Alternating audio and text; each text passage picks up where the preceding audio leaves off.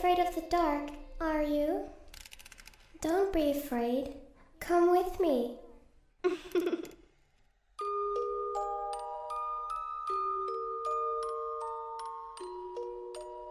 you want to play hide and seek? You hide, and I'll find you. You're going to die in there. Don't say I didn't warn you.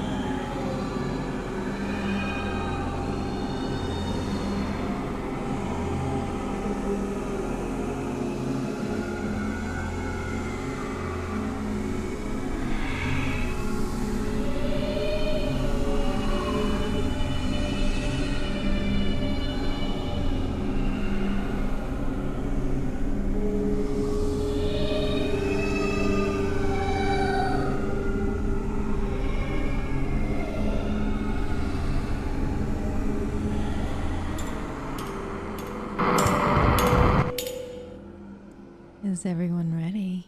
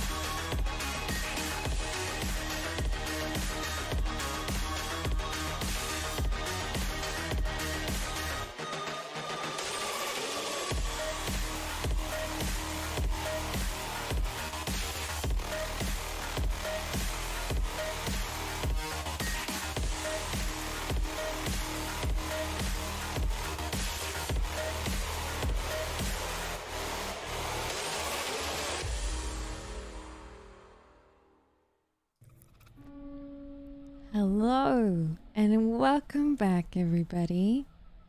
I missed you guys. Was everyone comfy while I was gone? Or did you just miss me too much?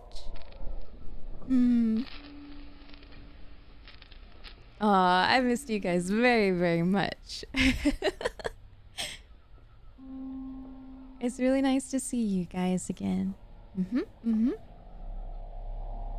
It's good to be back.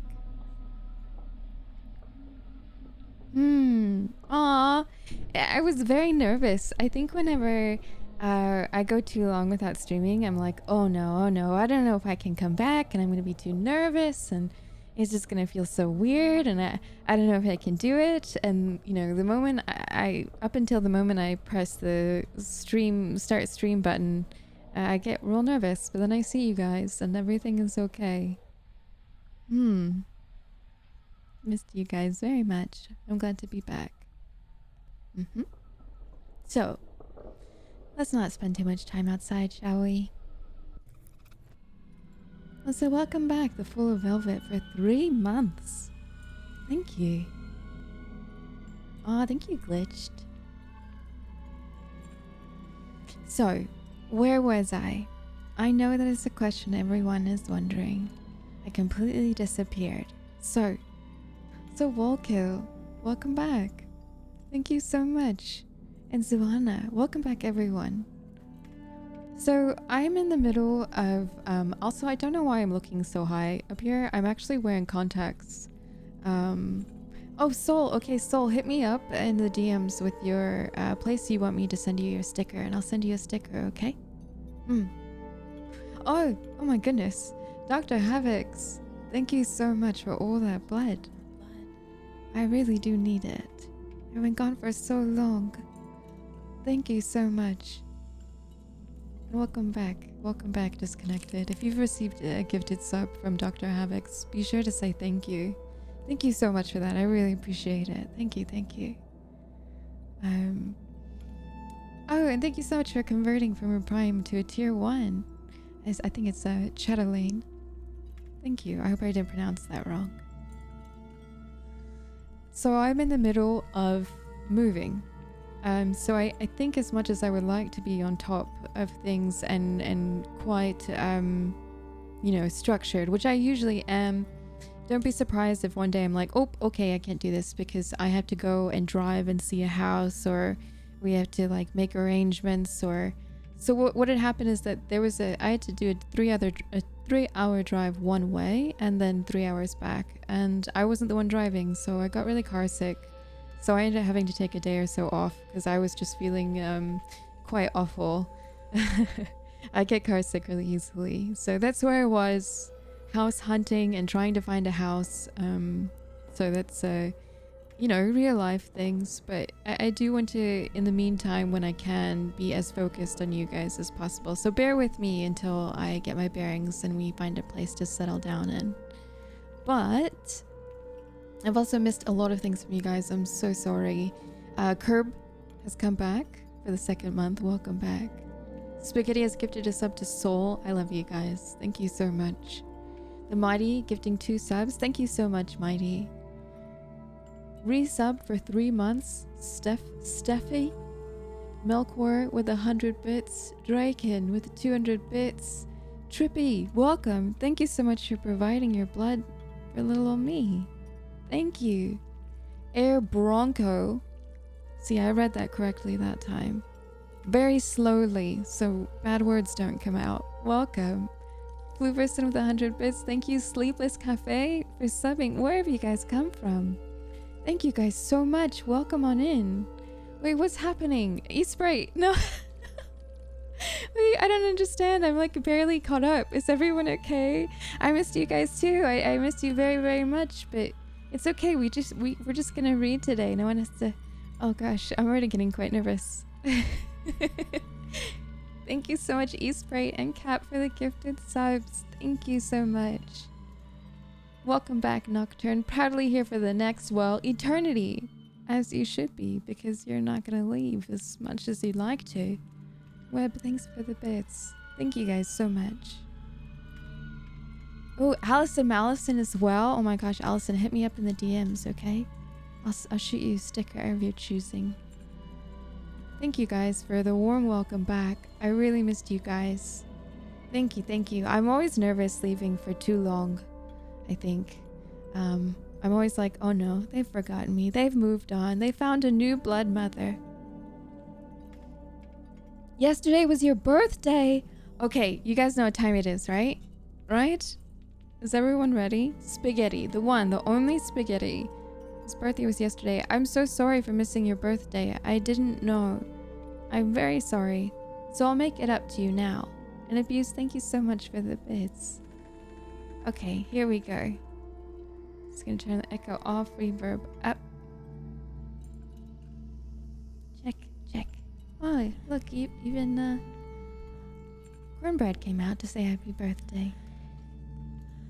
Okay.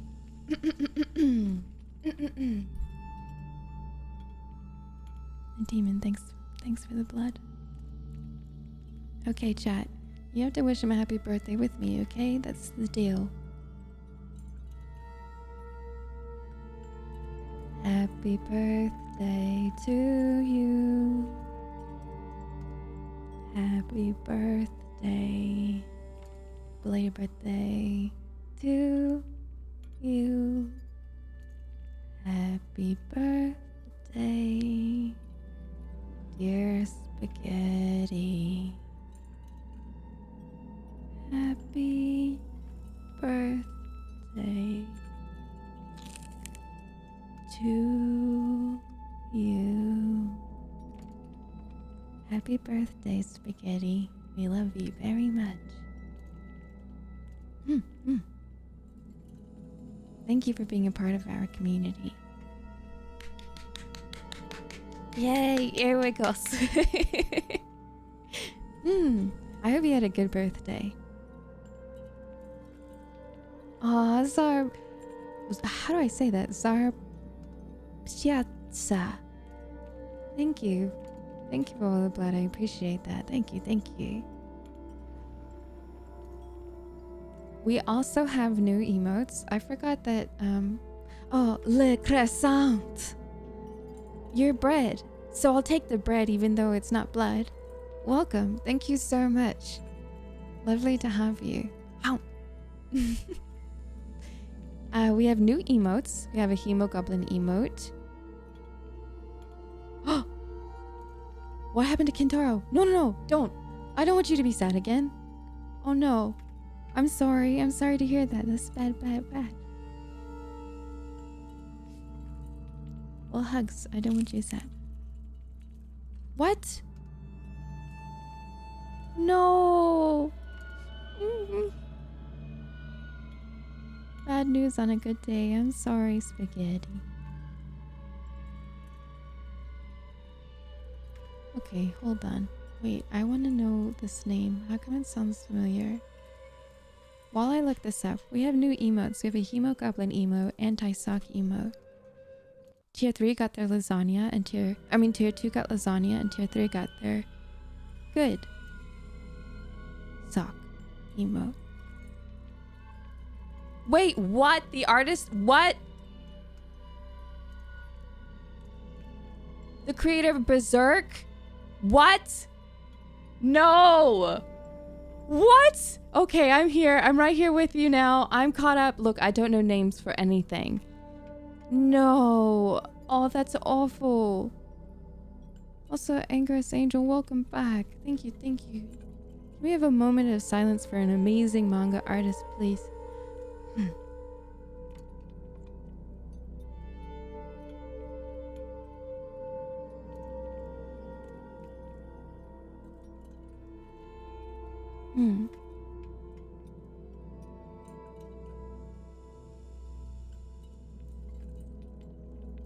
Yeah, Berserk is great.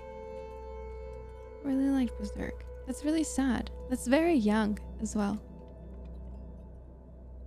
Well, that's not good news.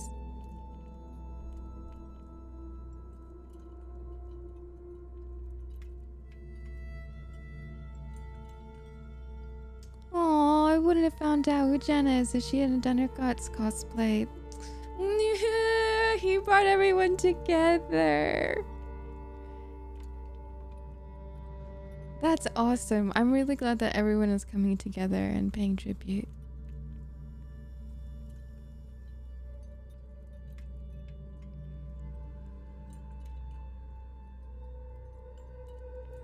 Will everyone say a little something?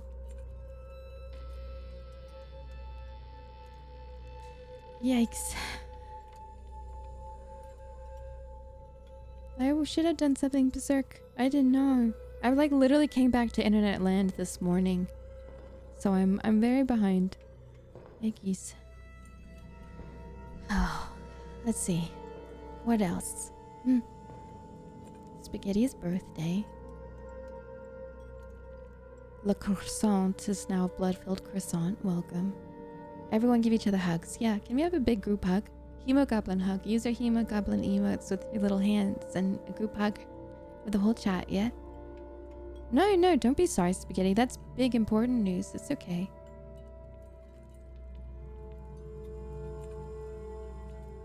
Social distancing hug between all the Hemogoblins, please. Group hug. How do you guys like the new Hemogoblin emote? Is it sufficient? Do you like it? Congratulations on shaving your head. Hello, Esther Tiu Missian.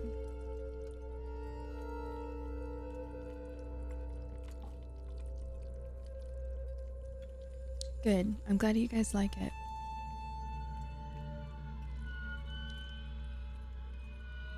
Oh, thank you, Mighty. That leads to another question. What emote would you guys like next? Because there's an open slot and I actually didn't even know that there was an open slot. So if we add another emote, which we should, what do you guys want? In relevance to the stream, please don't say things like raccoons or cheese or something. You guys are weird. Yeah, no socks. You got your no socks emote. Yeeties. I don't even know how you would do that. Tactical cats? That has nothing to do... Oh, goodness. But geez. We can make raccoon stream relevant. No, you couldn't. No. Doggo. Why doggo? My doggo. Oh, maybe we could just put the thumbs up as the emote here. Would you guys like a thumbs up blood hand as an emote? No, cornbread. E-Sprite, you too? No! No!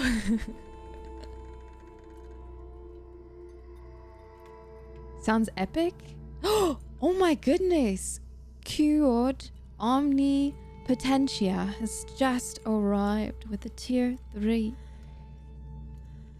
Look, Cornbread is saying thank you too. Thank you so much and welcome to the community. Hype emote? Do we not have a hype emote? I thought we had one. Hype is like the one, well, hype is supposed to, is uppies. Yeah, let's start with blood thumbs. That way we don't have to commission Karo. And the cross syringes, that's a good idea. I can do that too.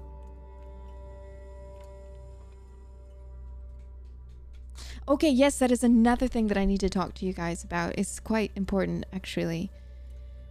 Okay, the socks. Okay, the socks. I have discontinued the socks. I received mine the other day and I'm highly disappointed. I looked everywhere, or at least I didn't look everywhere. I looked a few places and I thought that if you got the socks in black, that they wouldn't do the whole stretching thing, and they do, and I don't like it. I don't like it. I've cut them off. So there is someone in the community who's been helping me out, and he left me some links to check out for some new places to get socks. So I'll be looking into those when I have some free time. So if you got them, you got them. Good. But I do apologize because I don't personally like them. They're kind of more for looks. I don't think they're very comfortable. And when you stretch them, there's like white lines in between and the design gets stretched and I don't like it. You guys deserve better socks. Better socks. Okay? I said that I would and I'm going to do it. I'm going to stand true to what I promised. So whoever got them is limited edition first print socks. They're gone now.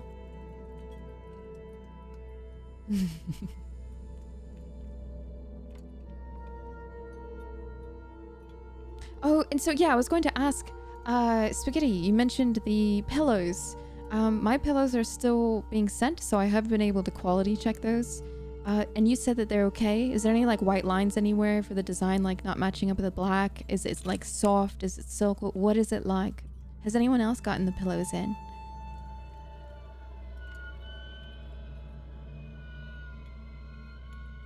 Collector's edition socks. Yes, that's what they are. Silky soft.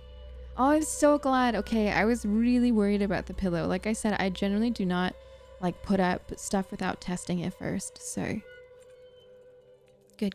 And apparently the pillows are a lot bigger than you guys thought.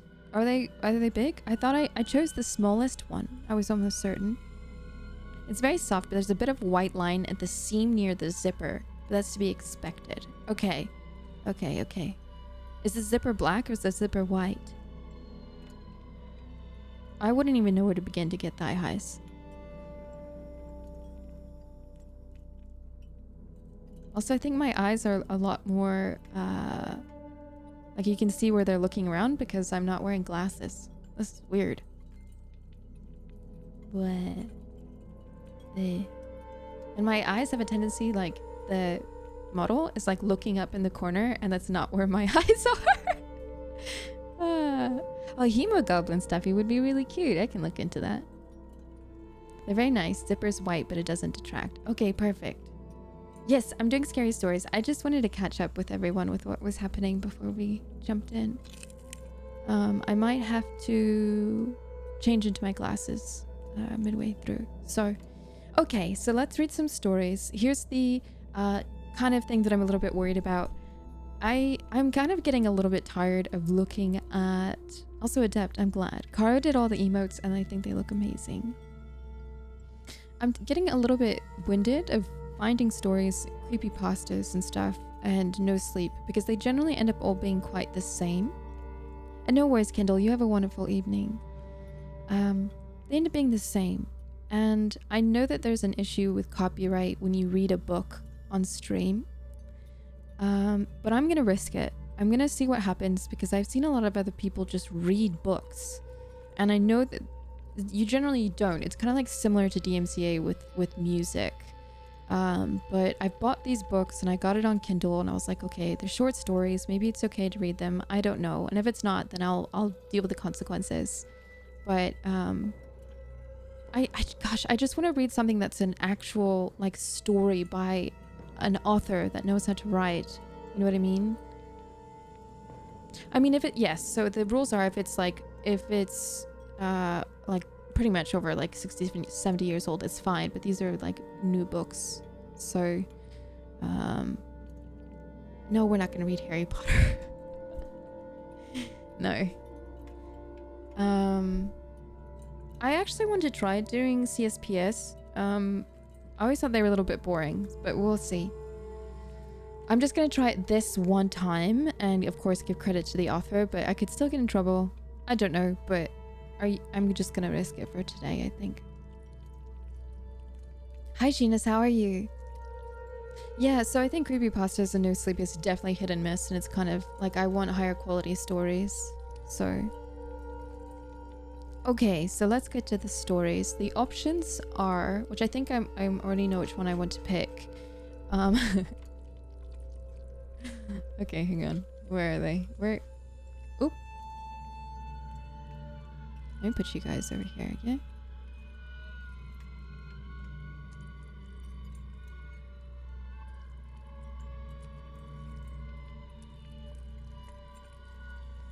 Okay, so one of the books is called Some Will Not Sleep, Selected Horrors.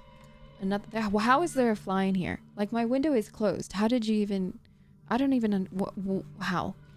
This one is Horowitz Horror, which I think I might start with that one.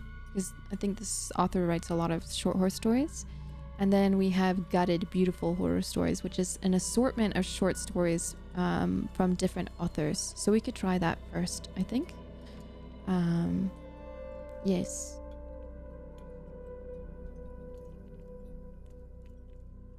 Yeah, I think it's leftover from the RE stream. Get out of here. I kind of think reading books out loud online is about as gray area as streaming games, so perfect for Twitch. Perfect. Okay. We'll see. We'll see what happens. No! What? Why is this the socks? No! I deleted it. Hold on. Oh god, just ignore it. I thought I took it down. 1 second. I have to get rid of this timer. No. It's gone now. Don't look at it. No. No. Why would... You guys really want me to read The Hungry Caterpillar? Is this real? How many of you want me to read The Hungry Caterpillar? Are you guys joking? No, I won't be continuing the story from last time. I should, but... Hi, Subin! Why do you want me to read The Hungry Caterpillar? What is wrong with you guys?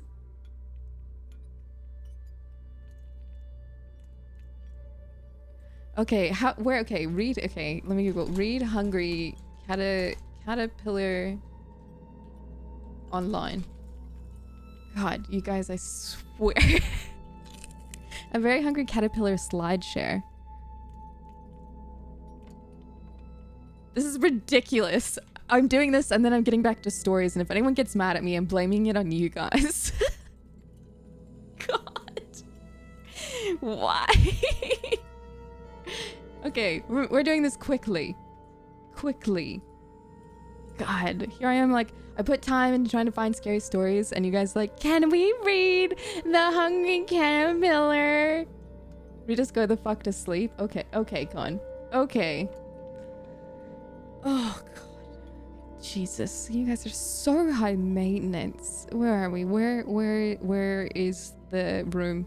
All right, kids, let's go. God.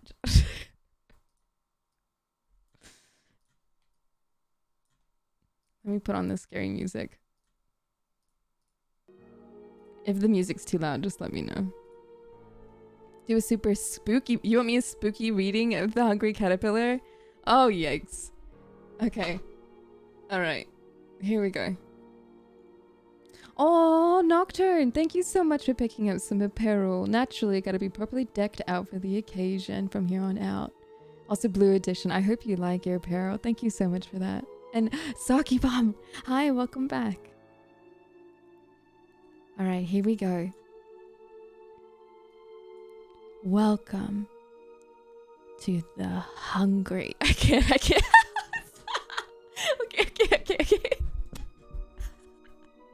I can't believe we're doing this.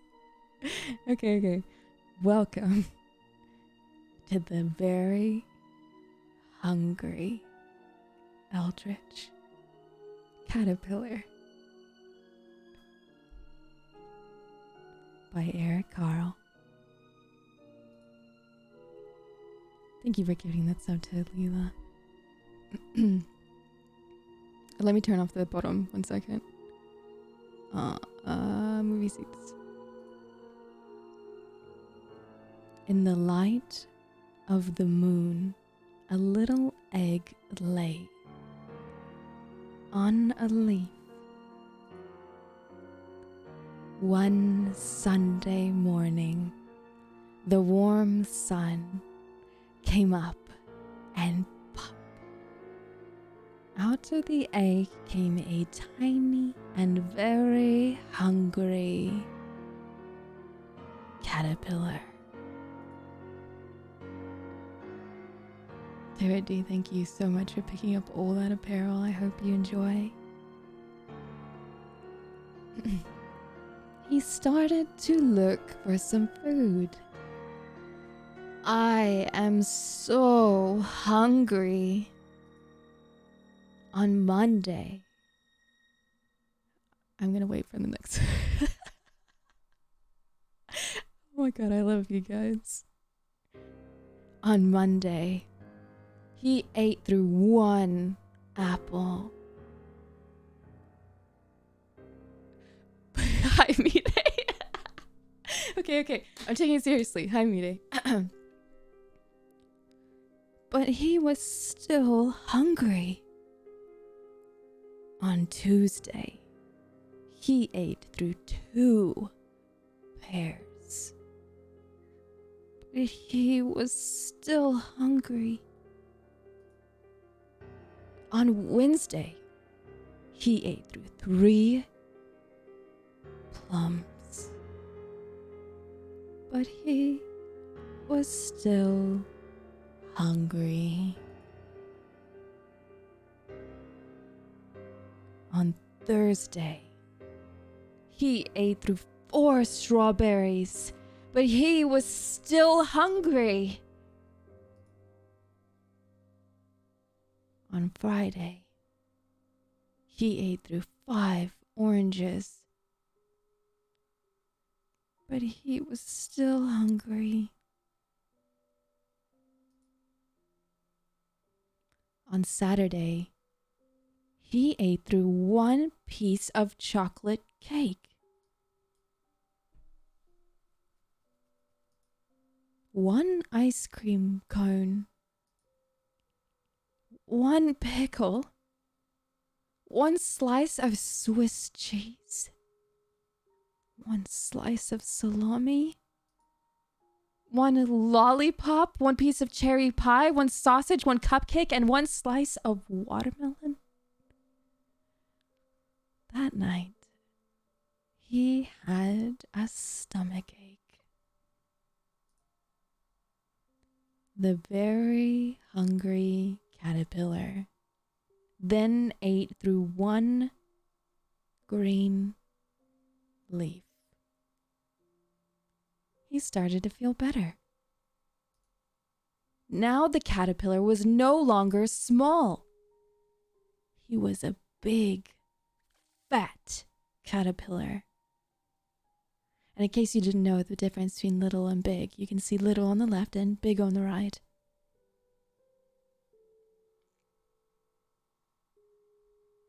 So hang on, I'm going to raise them.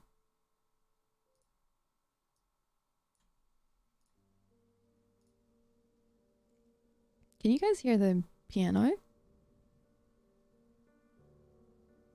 There we go. Okay.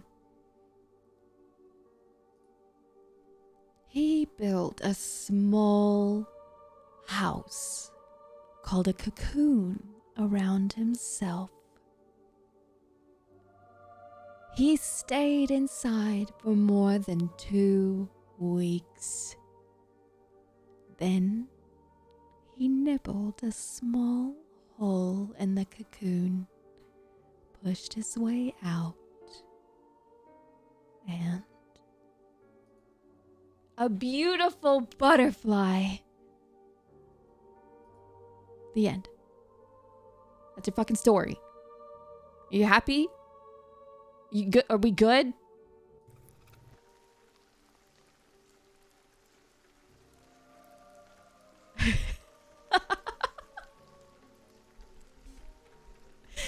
Yeah, that happened. All right. You're welcome. Don't say I don't do anything for you, okay?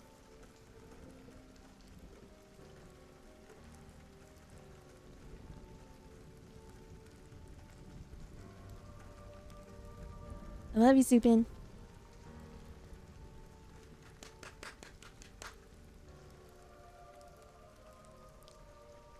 Desk cry. I'll try.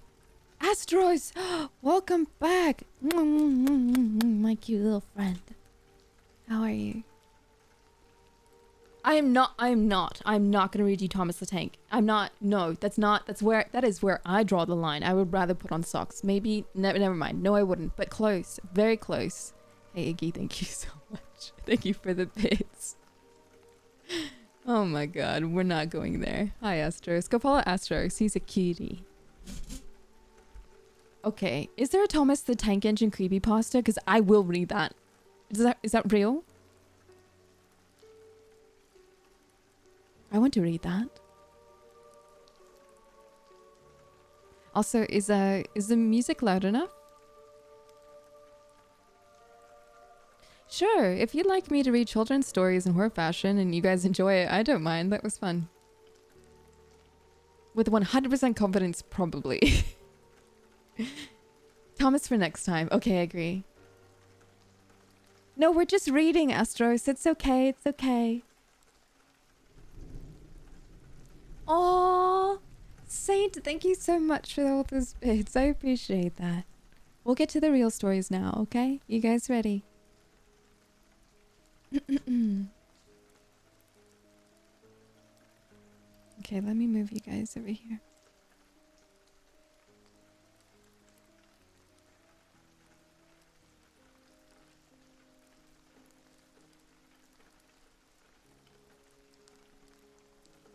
Just one moment.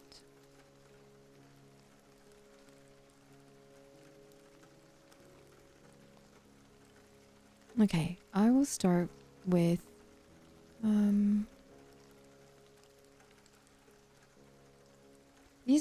this one called Beautiful Gutted Beautiful Horror Stories seems like it would be really nice. Hi Snow, how are you? Snow, did you see Kara's new emotes?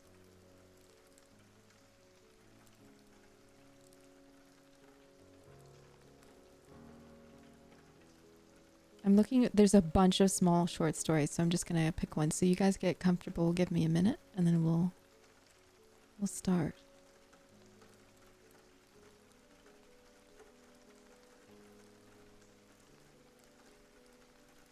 There's also some that I can like tell that are a little bit like risque, so I don't want to read those on accident. You guys want to tell Snow? Okay, let me try again. Do you guys want to show Snow the new emotes? Oh, I've got one. I have not read this at all, so I'm going blind in all of these stories. But, so if it gets weird, I'll stop. But since Con is here, this is a tribute to Con, okay? This one's called Water Thy Bones by Mercedes M. Yardley. This is for Konzetsu, the Skeleton King.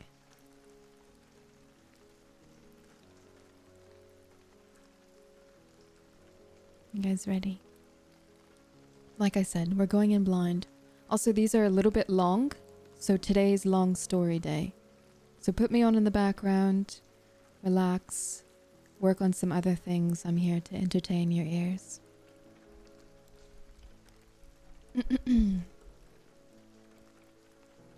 Gwen, yes we can. So there's a fly in here and it's like really bothering me. Okay.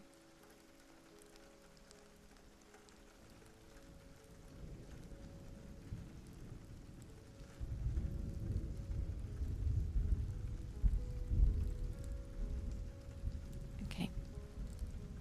Water Thy Bones by Mercedes M. Yardley.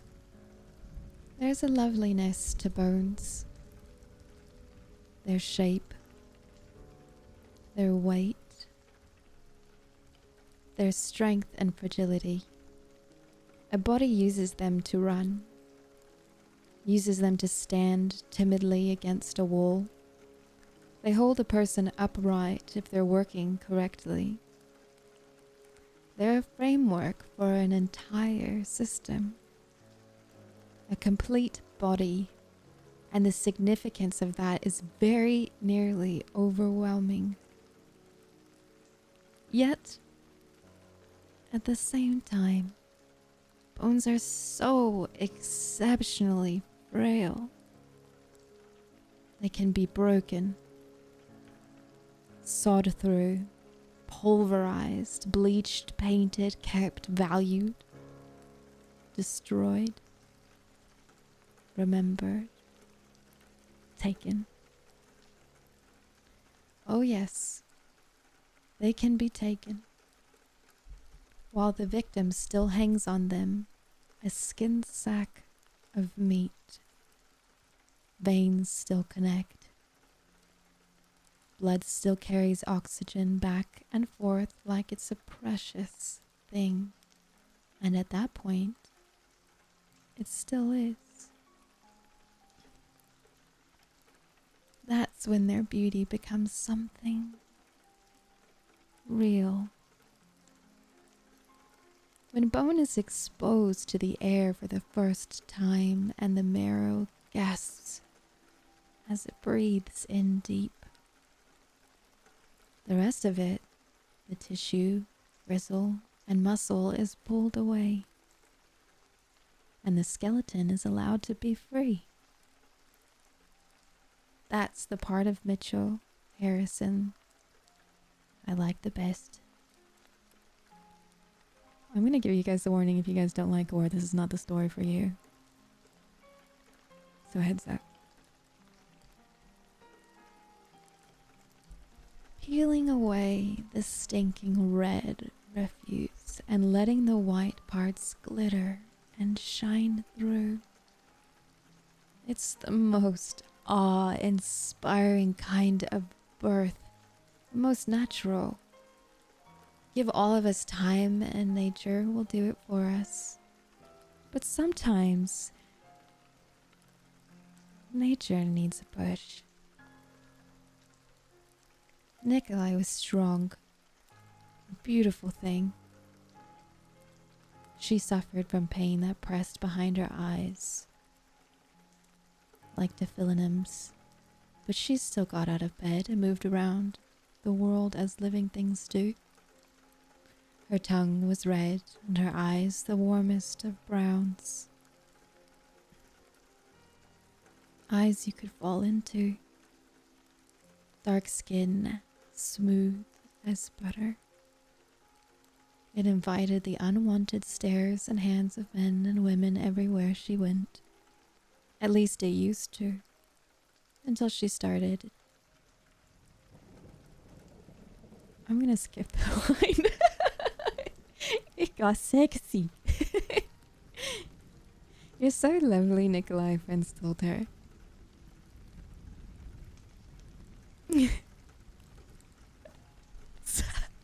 I'm giggling.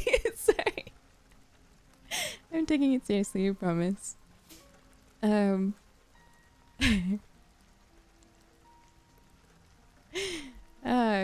Baby, come here, Cat calls on the street, and Lester's glances turned into something genial, something finer under her blade. I want you, her boss told her behind his office door.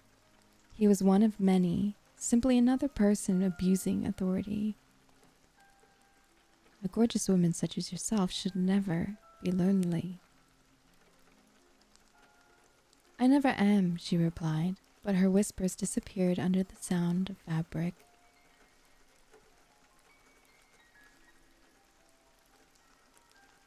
Now I lost my place.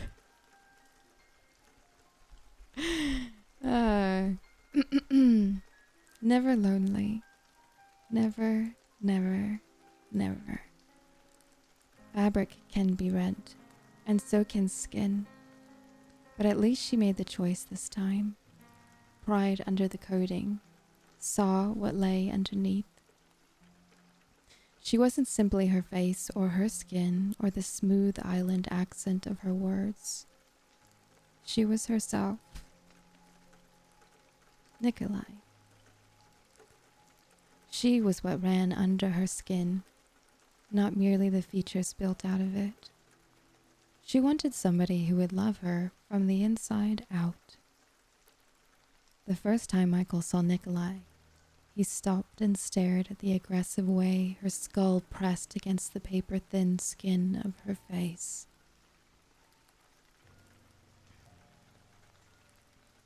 She pursed her lips and worked her jaw, the bones moving in such a way that Michael had to stifle a groan. "What is your name?" he asked her. She sat on the hard plastic seat of the subway. An exotic flower growing from the cracks in the pavement.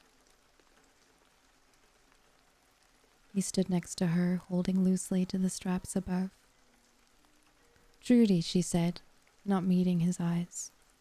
"I don't blame you for lying. I am a stranger on the subway. My intentions may not be honorable." Her eyes flicked up, then warm and wet. He saw moss and flowers and lovely things growing in their humidity, a tropical paradise. "You're not from New York," he said, and then blushed. This made her laugh, and she scratched at her wrist. It always itched. "No, I'm not, but you are, and yet you're easily embarrassed. How can this be?" He shrugged, grinning, and she smiled back. Beautiful white teeth, strong. One overlapped the other just a bit. Perfection. He wanted to run his fingers across them. He wished to wear them as pearls. "I'm awkward," he said, as he lifted his shoulders again. A "what can I do" gesture. The self-realization of a different man. "I say what I think instead of saying what I should. I don't mean to make people uncomfortable, I just do. I'm no good at small talk." "Why is that? If you realize it makes it difficult to fit in." The movement of the subway shook them both, made him dance and sway with unusual grace. His suit coat looked like bird feathers. He was something exotic, something from the islands, and for a second a look of recognition, of delight, shone from Nikolai's eyes. "Ah, yes," her eyes seemed to say. "This is something I've seen before." "Life is too short, I suppose," he answered. "There seems to be so little time, yet we're supposed to dance around this and barely mention that. I don't understand it. In 2 minutes I'll step off this platform and will mostly likely never see you again, so why shouldn't I say what I'm thinking instead of wasting that time with faux pleasantries? And what are you thinking? Good night, Matt." He could read her expectations in the lift of her brow and the tiredness that suddenly came into her eyes. "You're beautiful. Could we go out for coffee? Or perhaps such an exquisite face you have." Something about her face, her lips, her eyes, about her body and long, long limbs. But he had caught sight of the black, peeled skin on her wrists.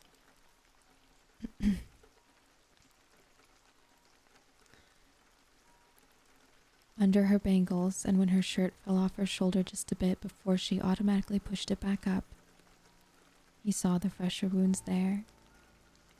"Your bones," he said, and gestured with one hand. "Your elbows and knees. The things that make you... you. Underneath everything else. I've never seen anything more striking." Nikolai's mouth fell open.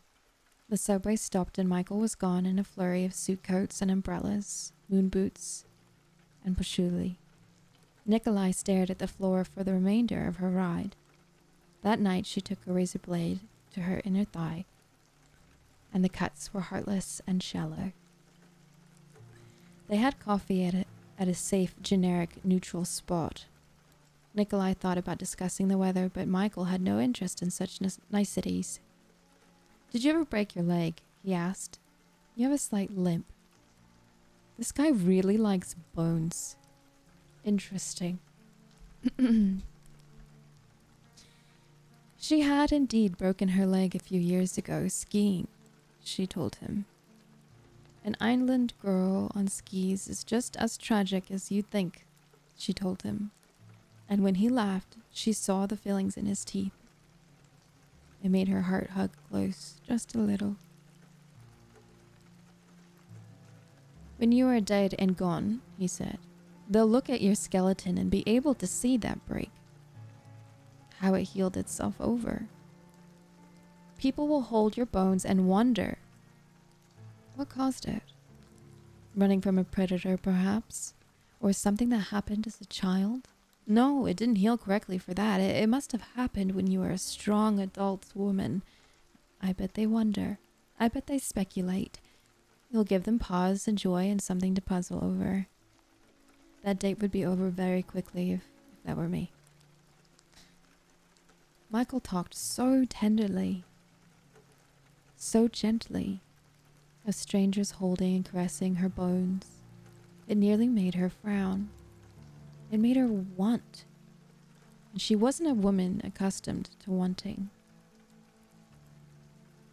What's wrong, Nikolai? Am I disturbing you with this talk? His eyes were open and very nearly alarming in their earnestness. She should demur. She should excuse herself and go back to her hopeless, helpless life. That's the way society worked. That's the way the script played out. No, they're not, she said, and the boldness and sheer honesty of her words shocked her. It sounds strangely wonderful. Isn't that an odd thing? Not at all, he said fervently. You want to be loved and worshipped the way a woman should be. Not because of your airs or your face, not because of fine clothes and jewelry you wear, but because of you. You are at the heart, at your very center. His talk tasted so sweet that she turned down her boss the next time he made any advances. This bag of flesh is the very least of me, she said, and then soon quit her job. It felt like the best thing in the world. She walked out of the building and blinked in the cold New York sunshine. She took off her high heels and walked all the way home. Nikolai and Michael began to visit zoos and aquariums, cemeteries. They twinned the thin fingers close, bones rubbing against bone. When she curled up with her feet in his lap, he ran his hand down her ankles, caressing the tendons.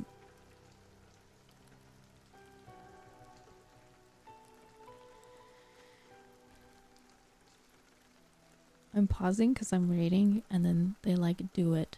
So I'm trying to find the place to pick up so I don't have to talk about doing it.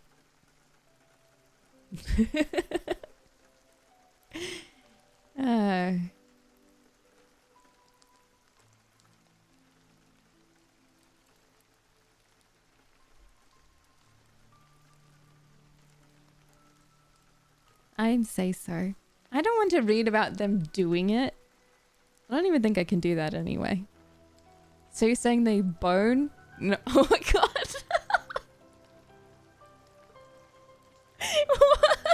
You guys are... You guys are the worst. Okay, anyway. So then they start talking about... So clearly this main character, so she does cut herself. So he's asking about them.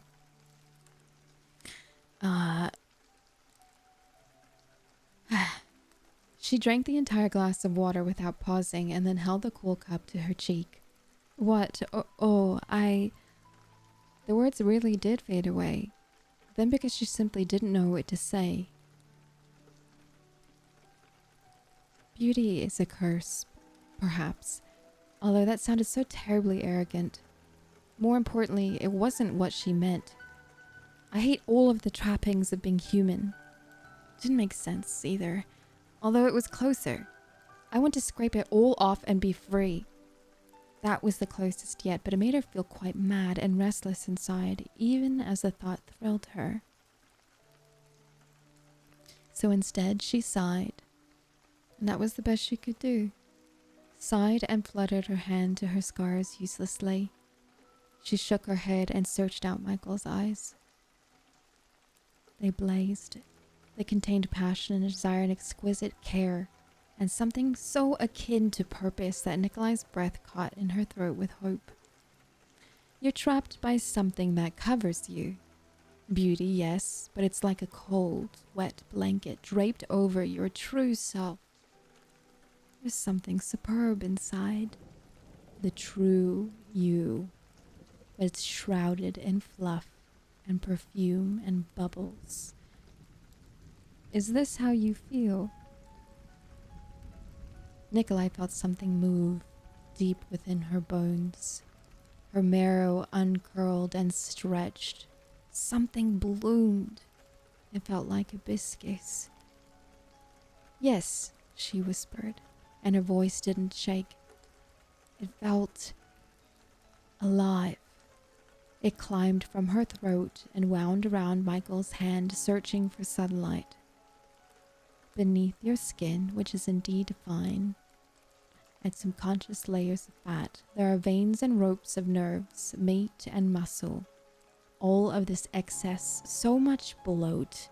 But under that, at the very core of you, if her eyes were alight, then his were on fire. They burned, sparked. Two delirious, gorgeous infernos of famine and desire, burning away the refuse of her body to get to the bare essence underneath. He saw the basics of her, the very base, and that's what he wanted. Not the trappings, not the prettiness. He wanted the deep and dark and ugly, the most honest and primal parts. You are everything I ever wanted, she told him. She didn't say a word. She felt his grip tighten on her bony wrist and knew he understood. Her hand shook, but not in self-loathing this time. It was a wondrous thing. She cleared her throat. Could you hand me my purse? He did, his eyes never leaving hers. They radiated sunlight, and she felt a physical itch under the skin on her wrist. She reached into her bag and pulled out a small box. Inside was a tissue-wrapped razor. Just in case, she said, and when she smiled, the island erupted in full bloom. He was hungry, starving, and watched her like any predator watches its prey. It was perhaps the first time she had ever desired to be consumed. The razor glistened in the light like ice in a polar cave. The aurora borealis held between her fingers, a wishing star fallen to earth and seeking to sup from her veins. Shall I feed it? Shall I feed it? Nikolai's voice held the slightest hint of teasing, but underneath the playfulness it carried so much more. Shall I? Shall I do this now, here with you, and we both accept the consequences that comes with it? He didn't reply, but touched her face softly. He traced her jawline, felt down her neck, and ran his fingers across her collarbone. That's where he let his fingers rest, and the warmth of them felt volcanic to Nikolai. There, she said, and placed her hand atop his. This bone specifically belongs to you. It's yours. Always. You know I'll treasure it, he said, and his voice was thick and heavy. I know you will. You genuinely will. You're the only one who loves me from the inside out. I'm going to take a break to say hello to the chat. Hi, Alexis. Hi, Alejandro. Hi, Aubrey. How are you guys doing? Hi, Dave. Hello. Thank you for resubbing. Shout out to all of those people. They all stream. Love you guys very much. Hope you guys are having a good evening. We're reading scary stories. I mean, I wouldn't say scary. I would say more of they're just assortment of horror stories. Yeah. Thank you, Eat Sprite. Is this story getting weird for you guys? Is it unnerving? Are you like, ooh, where is this going? This is weird.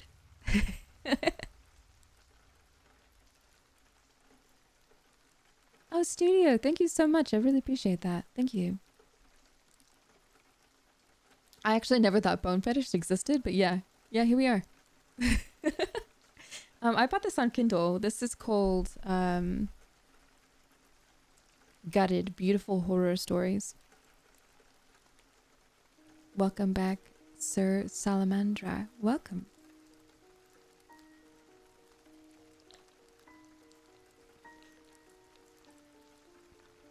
Well, I don't think anything is going crazy in the story so far. I'm reading ahead, so if you hear me pause, it's because I'm reading.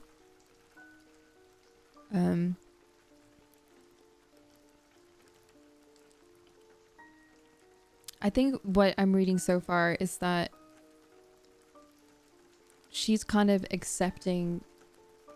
Oh, Shadow, thank you so much for all that blood. I appreciate it. If you received any gifted subs today, guys, please say thank you. And welcome back for 3 months, Craig. Welcome, welcome. So far from what I'm reading, what I'm seeing is she kind of is not like she's uncomfortable in her own skin, but in a really odd way. And he's kind of like helping her take her bones out is what I'm kind of looking at here. Get this fly. Stop. There's a fly in here and I hate it. I absolutely hate it. Make it stop. Okay. Yep. Stop. Gosh. Also, everyone who was taking off and has to sleep, have a wonderful sleep. Yes. I know I started my stream quite late today, so. Oh, Alejandro, yeah, 100%. I definitely think that's where, like, it's very similar in that aspect. Also, hi, Alejandro.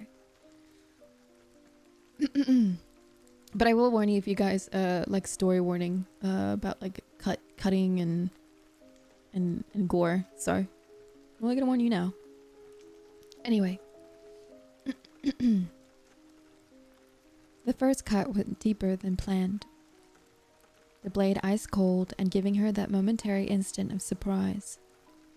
Her mind went blank, her body confused, her nerves short-circuiting and her mouth curling in a soft O of surprise. Then the pain hit and she closed her eyes against the glorious rush. Michael sank to the ground and held his arms out to her.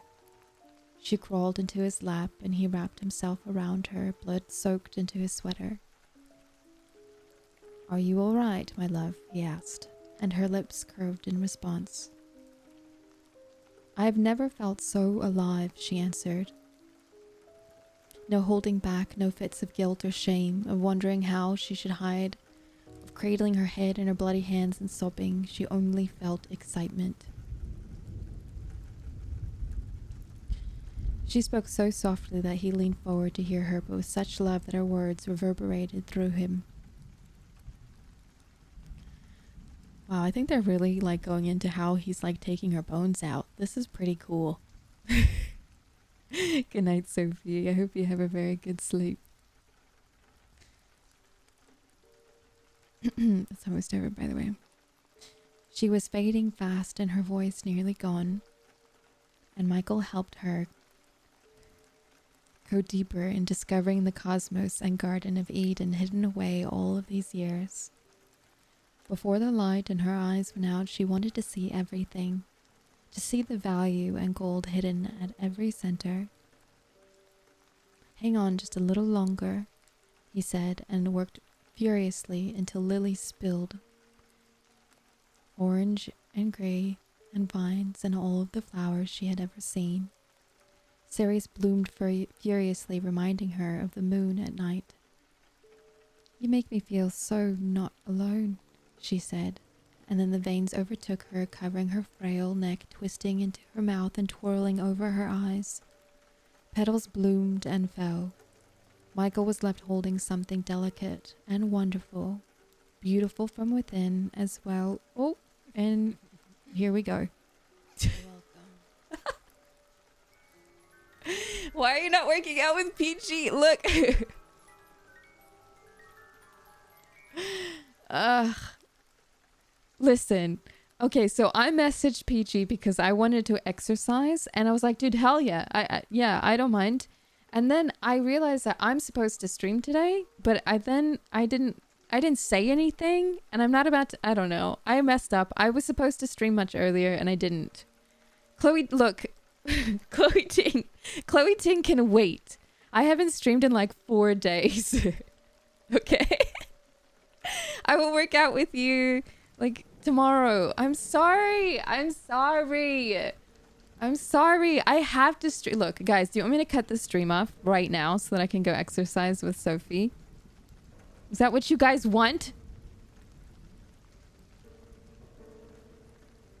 I am not working out on stream. That's not happening. Just leave the stream on while we go? Are you serious? That would be the weirdest stream of all time. That would be super weird.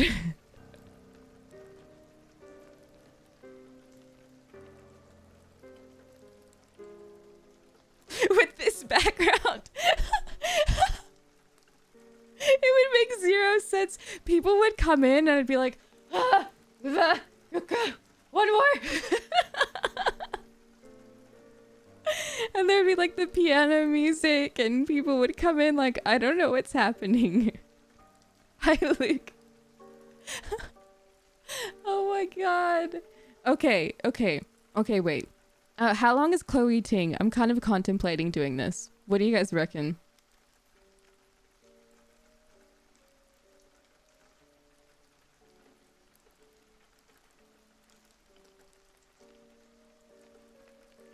For the content? It's 10 minutes long? It's 10 minutes? Okay. Wait, what's the Get Peachy challenge? What's that? Okay. Yoga room. I've got an idea. 10 minutes isn't long. No, I agree. Okay, I'm looking for a yoga room real quick. Here we go. Let's set it up. I'm doing this because I love Sophie, and I did say I would do it. I can't believe we're okay. Look, I read the caterpillar thing earlier, so like, why not, right? Why fucking not?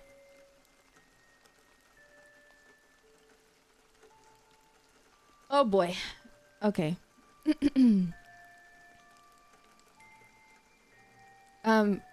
Sophie, at least give me an opportunity to find a background, okay? Can you at least do that so that they have something to look at?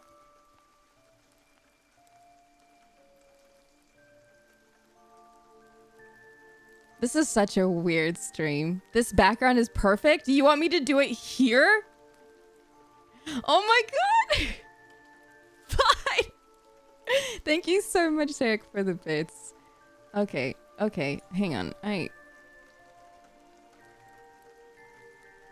Okay, chat, you have to like help support me though. When people come into the stream, you have to explain or try, okay? Okay. Oh, Jesus. I'm gonna put Chloe Ting break for my wife. No explanation? Oh my god. Okay, Peachy, can you put in the chat the link to Chloe Ting, please? Okay, Luke, god. Do it with leap motion? Jesus Christ. I can't believe I'm doing this. This is how much I love my wife. I said I'd exercise with her. Okay, alright. Okay, you want me to leave this music on? Wait, what do I do about Chloe Ting? Like, her... Okay, what? I leave this music... Wait, what about Chloe Ting? Hey everyone, today's ab workout. We're doing abs today? Oh my god. We do it together? Okay. Okay, I've got it. Listen, I'm sorry, but if you... How about... Here, look. This is for everyone. Let me do add display capture. Are we calling? Yes! You wanna here, come here. Oh, can you will you come onto the stream with me? Would you guys like to say hello to Sophie and hear her dying in the background? And welcome back, Dr. No Shame. Okay. Yeah, sorry, Chloe. That was an awkward time.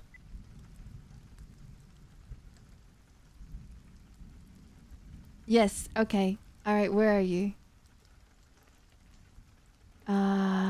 Peachy. I can't believe this is happening right now. Hello. Hello, wife. Hello. Hold on. I Hello. can't hear you. I need to make you come out of my speakers. Can you guys hear her? Hi, thank you so much for the bits, Sarah. Hello. Wait, can you guys hear Layna double now because of this? No, I don't think they should. Okay. Okay, so I have the video up. Now, this is just so you guys know. I told Sophie that I wanted to exercise, and she was like, okay, well, I'm already awesome, and I've been doing it for a while anyway, and we follow Chloe Ting. So if you guys want to take an exercise break before we finish the stories, now is the time. I don't know what my model's gonna do. If it breaks, I don't know what to tell you. Should I make my model like big, like right here? Well, what do I? Okay.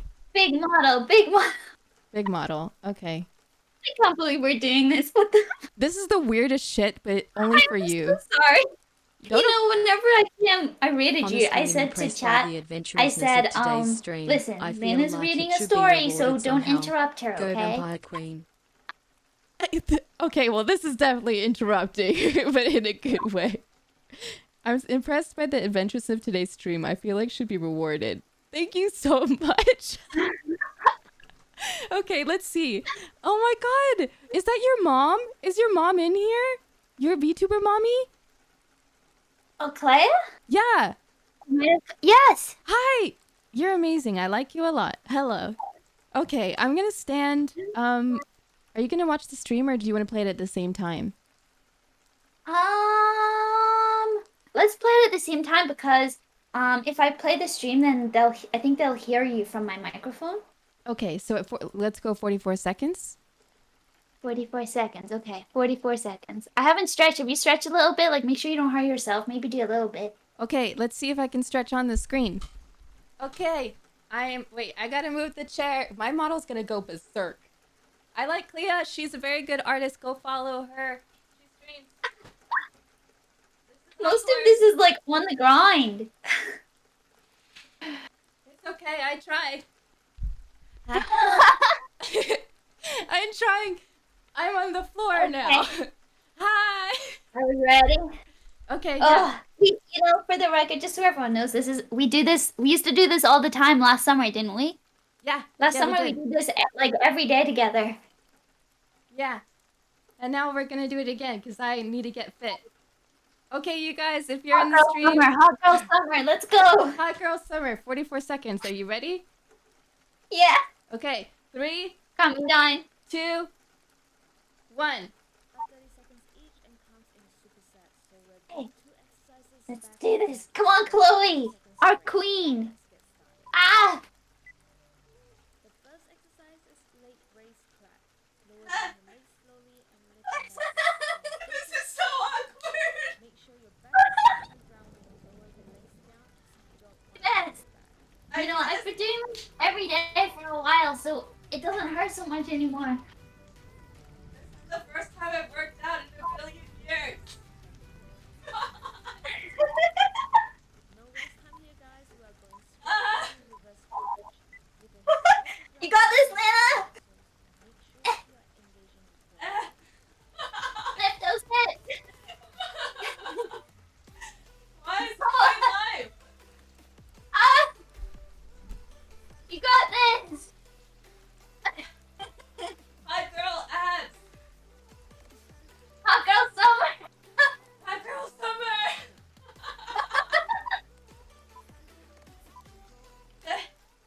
we have a 10 seconds break and the next exercise 10 seconds break. Thank you, I'm Chloe, my alive. queen. to the Thank you for your kindness, Chloe. 10 seconds break. Oh my god, Chloe, you're so generous and kind. We love you. Chloe, my king. Queen. Okay, here we go.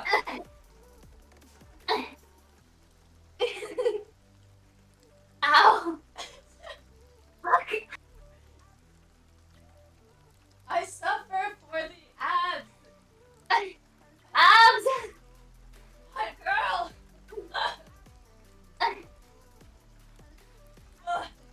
I wanted to read stories.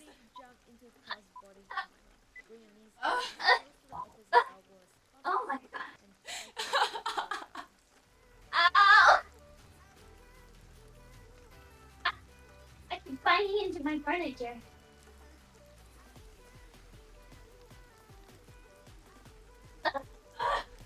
Need water. Already? Yeah. Oh my god.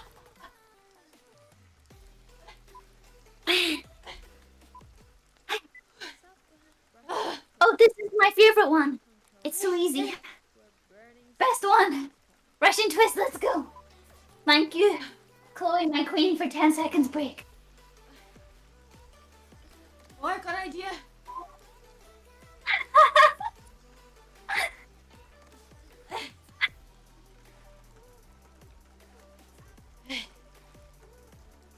This one's easy. Everyone go problem. follow Clea. She is amazing. Clea's very skilled. Okay, here you guys go. Okay. Oh. Straight away. And then I. You're killing yourself, but breathe in as you extend your legs and breathe out as you Chloe, in and bless us with another break, please. There you go. Oh, you putting up your... Hey! You can't be putting that up if you're working. Come on! In and out, Glenn. I see you messing with the stream. Somebody said ha ha in and out. Abs! Abs! Hot girl summer! rest up your plank. This exercise is Hot girl summer! Let's fucking... Okay.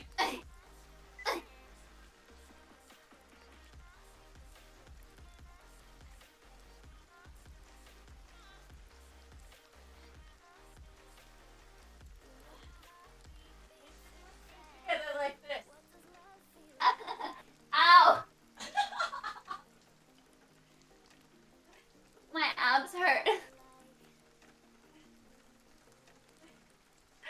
we are moving into plank jacks straight away. Make sure you keep your core engaged and My thing stopped. you can do this. Wait, no. Don't die.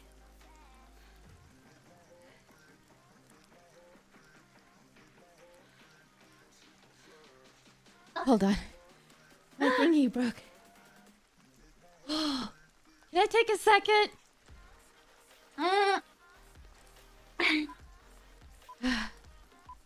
My heart rate stopped Okay. working. Rest and 10 seconds rest, thank you, Chloe. Yay. straight, then start pumping your legs. Okay, there we go. This is super hard, so Here we go. a little break. Next one.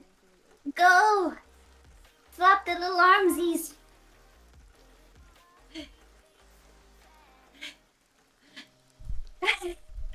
Hot girl.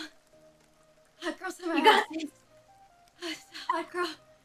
Chad, we're exercising, not being butt streamers.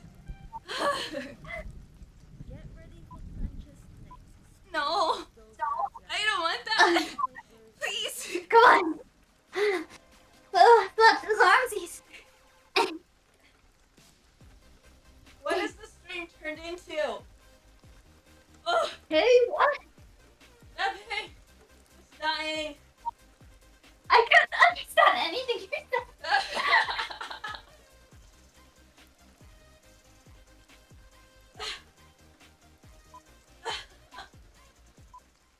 rest up and let up and down. Uh, Make sure your core is tight and engaged and your butt is Need not water. dripping down. this is what we do for you guys. Okay. Okay. Well, we love you Okay, guys. so- Okay. Oh, I don't like these.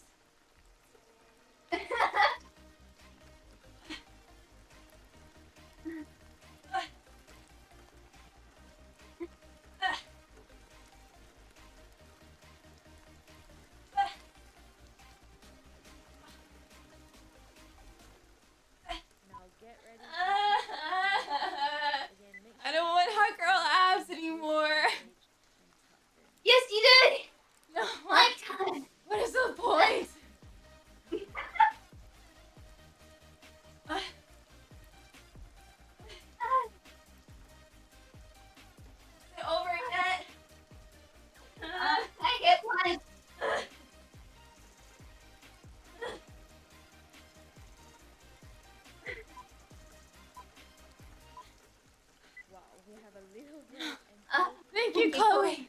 Hi, okay. We love you, Chloe. Wait, no. No, it's too Touch the short. heels. Okay, Touch the okay, heels. okay.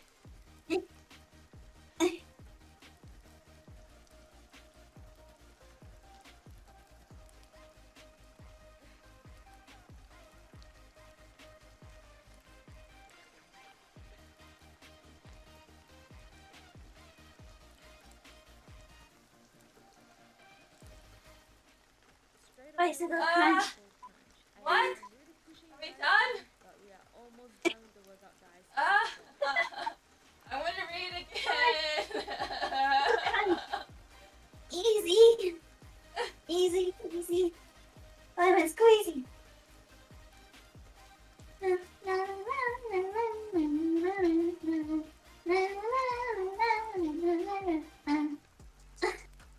What? Oh, that hurts. Ow, I feel it. Rest stop and we Ow. do this crunch with leg extension next. Again, make sure you're using core Thank you, muscles Chloe. beneath your hips. 10-second break. Wait, For no. Queen. I wanted a drink. Hang on, Chloe.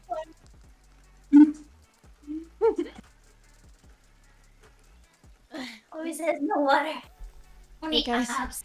Thanks for letting us be weird. We love you guys. VTuber exercises. Okay.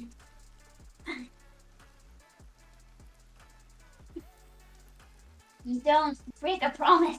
The peachy. I'm sorry, wife. Punch pulses and you can do bend knee crunch if you prefer that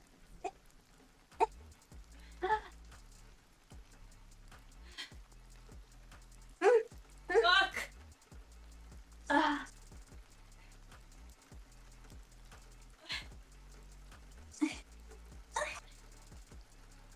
We can do it. Sexy beach. Almost, almost done. Ah. The last exercise we have today is up and down plank. Yay! Guys, you can Last one. Last one. Let's go. All right. Last one.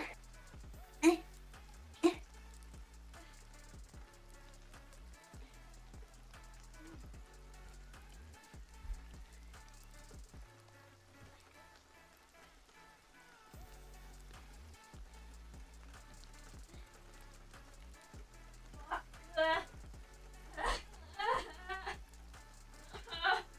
done. I don't want to do it anymore. 2, 1. that's the workout. I hope you have enjoyed this. Please smash that thumbs up button.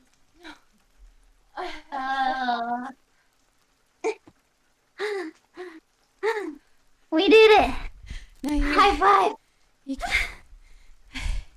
you can't be mad at me, wife. Don't divorce me, please. I would never. Besides, you did work out with me. Okay. There's nothing to divorce over. Woo! We did it. Yay. How long Aqua have you summer been? will be ours. I know, you just need to do it once, right? And then we're good. We like abs in the morning. Yeah, that's how it works. Yeah. How long We have you should have been? abs by tomorrow morning. Yeah. March, yeah. We You- did it. You said you've been doing this for a while, right? Why didn't you didn't tell me? Yeah. I would have joined. Maybe. Oh, it's people What? followed along. That's cute. Really? Hell yes. You know what? Maybe we should. Would that be weird if you and I like did a collab stream together and we? We worked out the whole time. Yeah. I think we would die. Yeah. Yeah, I think we would. I do think we would die, but for the content. Oh, I'll do it for the content. okay. I'm I do glad. anything for the content. Thanks for pushing me to do that. I will probably feel better for it. So thank you very much. Thank you for working out with me. Yeah. I hope you have a good rest of your evening. I love you. I was plan a date because I miss you. Okay, can you guys say goodbye to Sophie? You love her because she's the best. 2P, go follow her on Twitter and Twitch and TikTok. She's a wife. Bye, everybody. Thank you for working out with us. Okay. Goodbye, wife. Goodbye, everyone. Bye. Mwah. Love you. Mwah. Love you too. Okay, well, that was something. There's no way if someone told me X amount of time ago that I would have exercised on my Twitch channel, I would not have believed you. Twitch Peach Milky. Go check out Peach Milky. Oh, God.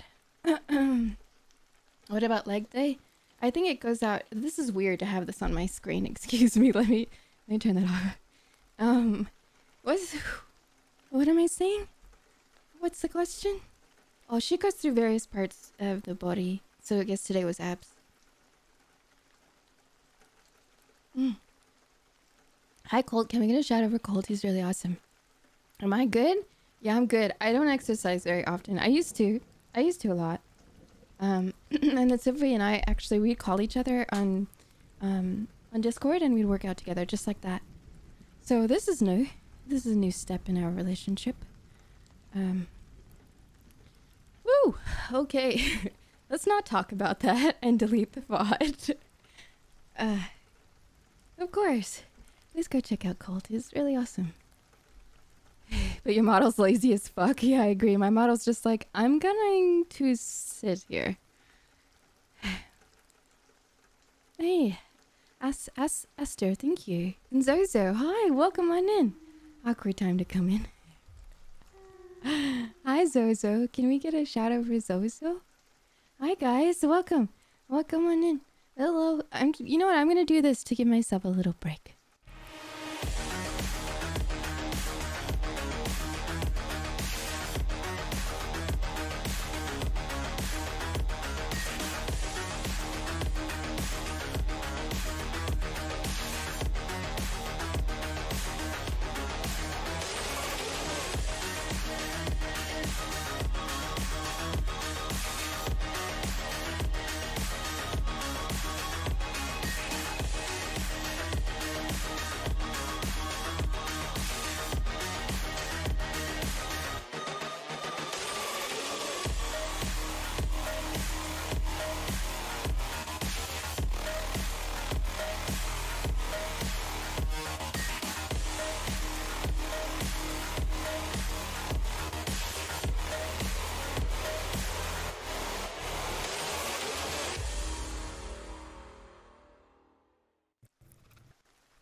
Oh, that's nice. Hi guys, this is my stream now. I'm this big for forever.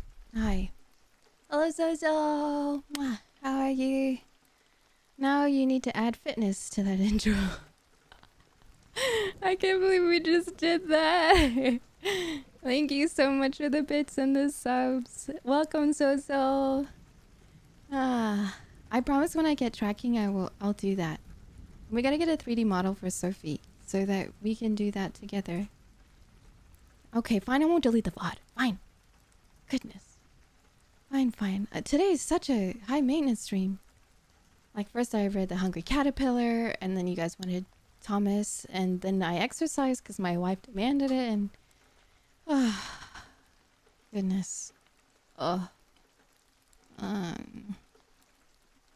What's happening? Oh, where am I? Hello.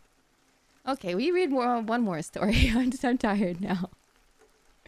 That was fun. I'm kind of surprised, and I'm happy that I had the guts to do that with my wife. That was fun. That wasn't so bad.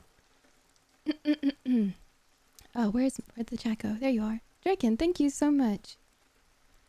Yeah, like honestly, all of us probably don't exercise. Like, let's be real. Probably 90% of us don't exercise. So I think it's nice to have someone that will push you. So I'm very, very lucky to have Sophie in my life. Woo! Okay, yeah. What? Yeah, exercise could never be me. Yeah, that's that's a mood. Oh, goodness.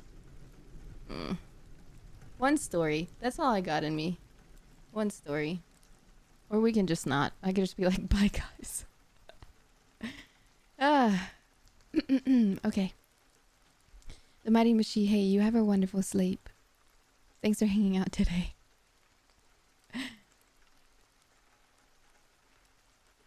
Oh, dude, I think I need to completely revamp my 3D model as well, Zozo. I wish that my commissions were open. I actually just want to commission someone else to do it. I do not have time. 1,250 crunches just an hour ago. What? I posted today's Ting video there. Oh, okay. Yeah, if you guys want to see the video we watched, it's in the Discord. That's nice. I can feel my abs already. I think I have a 6-pack. Good night, Mighty Mushy. Yeah, that's... I can feel it. I no longer have a little baby gut. I have abs. Aubrey, thank you! Thank you so much, you guys. That was fun. Thanks for being cool with that. That was very nice of you guys. I will read one story. Will you be adding more stickers to the shop anytime soon? Yes. Yes, just look out at the beginning of next month. I have been well. Thank you for saying that. I have. Okay, where are my stories? Where have I put them? Like a bunch of yoga room photos up here. Oh my god. Okay. Oh, da da da da da da da doop doop boop boo doo. Oh, thanks, spaghetti.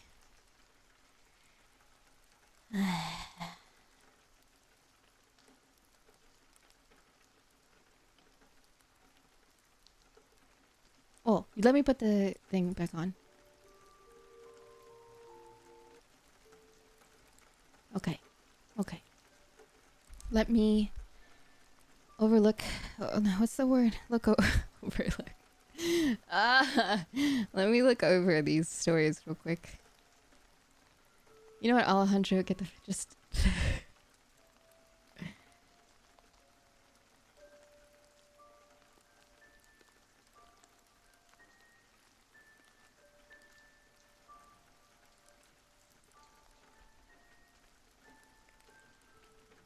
I wonder what this story is about.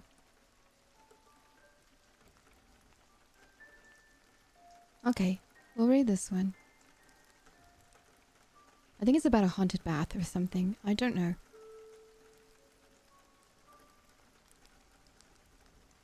Yeah, I think this is a very long story, but this is fine. And then that's it. That's all you guys get. Oh yeah, I can't believe I didn't say this. Porcelain Maid will be on tomorrow for another creature feature episode. Yes. Interview tomorrow. Yeah. I hope you guys are excited for that. Oh, Sleepless Cafe. Oh my god, thank you for the bits. I actually, I'm sorry. I'm happy to hear that you enjoyed that. My stream is not usually like that. I feel really nervous for anyone that came here for the first time. They're like, what? Take it easy, Soapy and Sleepless. Oh, yeah, the other story. Yes, okay. Yeah, the other one. Oh, I just pressed X. Okay, well, the end of the story was that he pretty much took, like, her bones out of her body after cutting through her, and he put her bones in the garden and watered them every day. The end.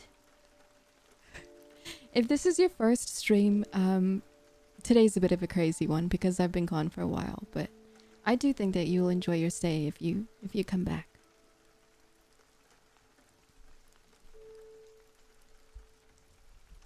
Yeah, well, no, my stream's not usually chaotic. Are my streams usually chaotic, guys? I don't know. That is not how you make new people. Bone botanist. Okay, I need to take off this, it's sweaty! Ew! I don't like it. Okay, when do I usually start streaming? 6, 5, 4, 3. So like about 4 hours ago. Usually. Is that right? Yeah, usually about 3, 4 hours ago. I was taking off the heart rate monitor and I was sweaty. Okay. One more story. You guys hear the music loud enough? I hope you can.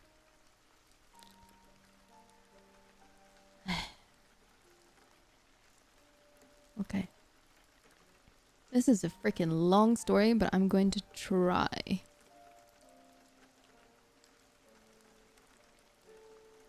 Who knows? Maybe we only read half and I read the rest of it tomorrow. Yeah? Okay, let's go. Everyone comfy time. Get under your sheets. Turn off the lights. Take a deep breath. Put my voice in your ears. Put me on in the background. Do what you need to do. Close your eyes if you're trying to sleep. Let's do this. No socks. Yes. Yes, ear voices. Very nice. Put you guys over here. Bath night. She didn't like the bath from the start. Isabel was at home the Saturday they delivered it and wondered how the fat metal beast was ever going to make it up one flight of stairs, around the corner and into the bathroom. The two scrawny workmen didn't seem to have much of an idea either. 30 minutes, 4 gashed knuckles, and 100 swear words later, it seemed to be hopelessly wedged, and it was only when Isabel's father lent a hand that they were able to free it. But then one of those stubby legs caught the wallpaper and tore it, and that led to another argument right in front of the workmen. Her mother and father blaming each other like they always did. I told you to measure it. I did measure it. Yes, but you said the legs came off. No, that's what you said. It was so typical of her parents to buy that bath, Isabel thought. Anyone else would have been into the West End and to one of the smart department stores. Picked something out of the showroom. Out with a credit card. Delivery and free installation in 6 weeks, and thank you very much. But Jeremy and Susan Martin weren't like that. Ever since they had bought their small turn-of-the-century house in Muswell Hill, North London, they had devoted their holidays to getting it just right. And since they were both teachers, he at a public school and she in a local primary, their holidays were frequent and long. And so, the dining room table had come from an antique shop in Hungerford. The chairs that surrounded it from a house sale in Hove. The kitchen cupboards had been rescued from a skip in Macclesfield, and their double bed had been a rusting, tangled heap when they found it in the barn of a French farmhouse.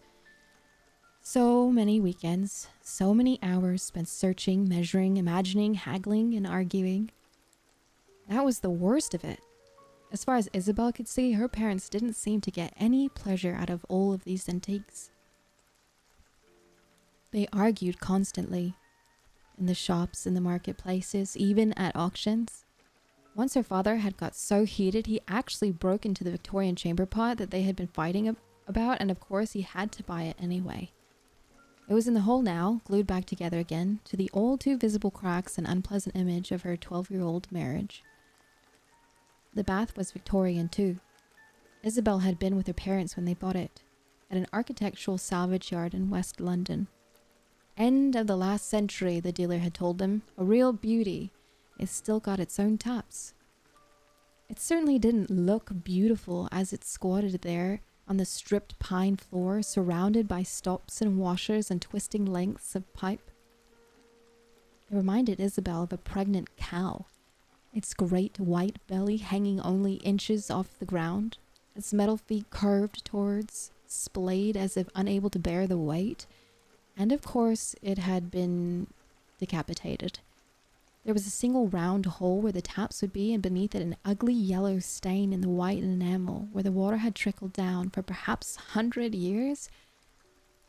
On its way to the plug hole below, Isabel glanced at the taps lying next to the sink, a tangle of modded brass that looked too big for the bath they were meant to sit on. There were 2 handles marked hot and cold on faded ivory discs. Isabel imagined the water thundering in. It would need to. The bath was very deep. Also, welcome in everyone. It's cozy reading time. Get comfy. Mwah. But nobody used the bath that night. Jeremy had said he would be able to connect it up himself, but it wouldn't end. But in the end, he had found it was beyond him. Nothing fitted. It would have to be soldered. Unfortunately, he wouldn't be able to get a plumber until Monday, and of course, it would add another £40 to the bill, and when he had told Susan, that led to another argument. They ate their dinner in front of the television that night, letting the shallow laughter of a sitcom cover the chill silence in the room. And then it was 9 o'clock. "You'd better get ready for bed early, darling. School's tomorrow," Susan said. "Yes, Mum." Isabel was 12, but her mother sometimes treated her as if she were much younger. Maybe it came from teaching in primary school. Although her father was a tutor at Highgate School, Isabel went to an ordinary state school and she was glad of it. They didn't allow girls at Highgate, and she had always found the boys altogether too prim and proper. They were probably all gay too. Isabel undressed and washed quickly. Hands, face, neck, teeth, in that order. The face that gazed out at her from the glided mirror above the sink wasn't an unattractive one, she thought, except for the annoying pimple on her nose, a punishment for the Mars bar ice cream she'd eaten the day before. Long brown hair and blue eyes, her mother's. A thin face with narrow cheekbones and chin, her father's. She'd been fat until she was 9, but now she was getting herself in shape. She'd never been a supermodel. She was too fond of ice cream for that. But no fatty either. Not like Belinda Price, her best friend at school, who was doomed of a life of hopeless diets and baggy clothes. The shape of the bath over her shoulder caught her eye, and she realized suddenly that from the moment she had come into the bathroom, she'd been trying to avoid looking at it. Why? "Hi, Camry. Welcome on in. How are you doing tonight?" Welcome on in, guys. We're just doing a comfy, cozy reading before the night ends. Can we get a shout out for Camry? Mwah! The cutest and most wonderful doggo in the forest. Welcome in. We're reading a story called A Bath Night.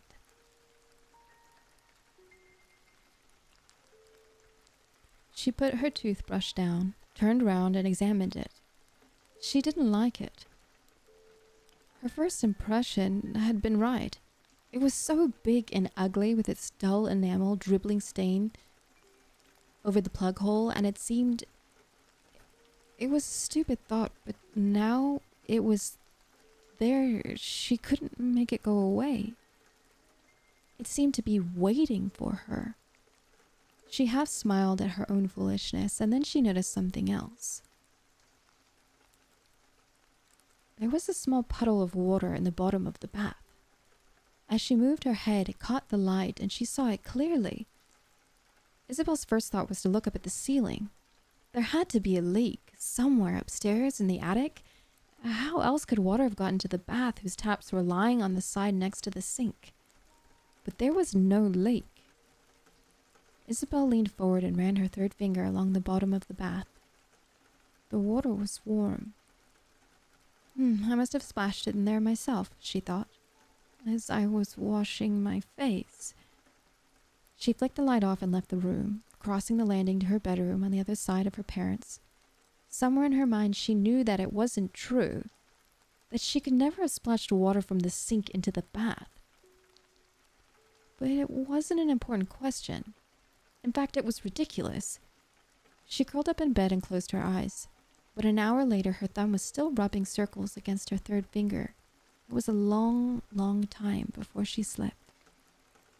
"Bath night," Father said when she got home from school the next day. He was in a good mood, smiling broadly as he shuffled together the ingredients for that night's dinner. "So you got it plumbed in then?" "Yes," he looked up. "It cost £50. Don't tell your mother." The plumber was here for 2 hours.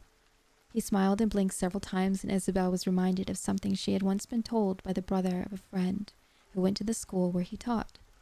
At school, her father's nickname was Mouse. Why did boys have to be so cruel? She reached out and squeezed his arm. "That's great, Dad," she said. "I'll have a bath after dinner. What are you making?" "Lasagna." "Your mom's gone out to get some wine." It was a pleasant evening. Isabel had got part in her school play, Lady Montague in Romeo and Juliet. Susan had found a £10 note in the pocket of a jacket she hadn't worn for years. Jeremy had been asked to take a party of boys to Paris at the end of term. Good news oiled the machinery of the family, and for once everything turned out smoothly. After dinner, Isabel did half an hour's homework, then kissed her parents goodnight and went upstairs to the bathroom.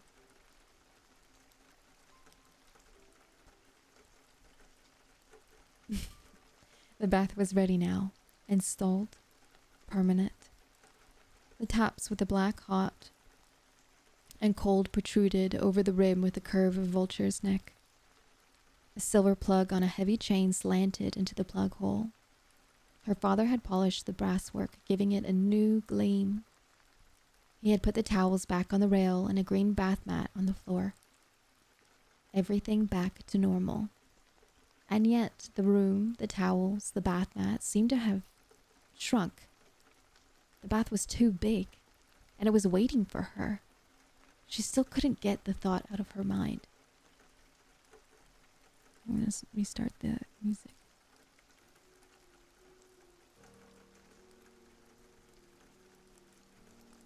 Isabel, stop being so silly. What's the first sign of madness? Talking to yourself. And the second sign? Answering back.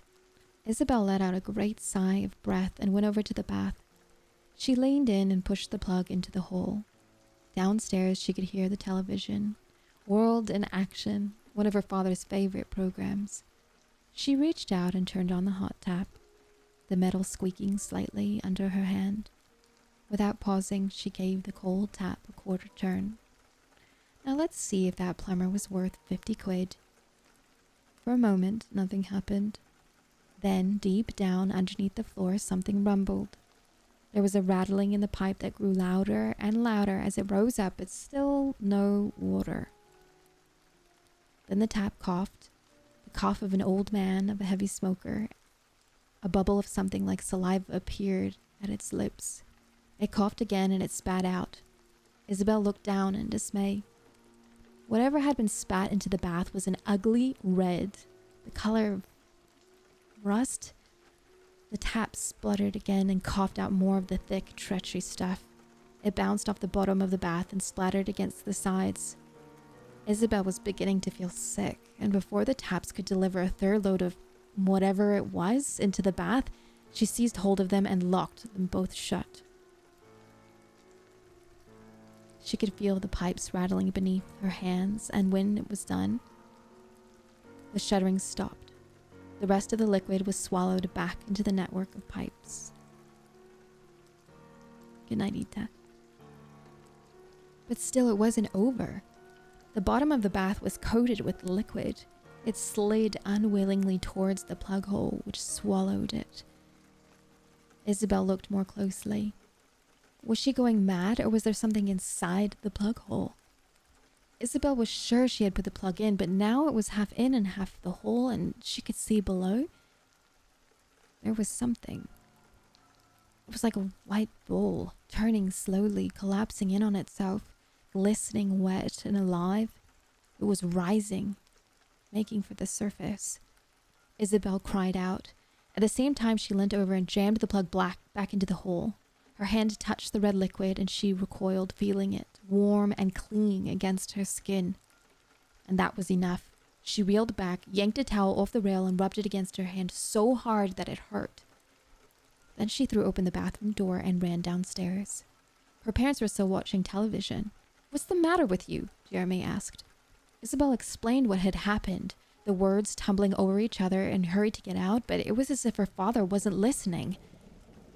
"There's always a bit of rust with new bath," he went on. "It's in the pipes. Run the water for a few minutes and it'll go." "It wasn't rust," Isabel said.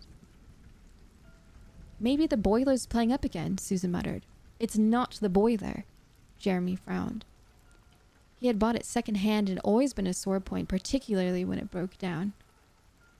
"It was horrible," Isabel insisted. "It was like..." What had it been like? Of course she had known all along.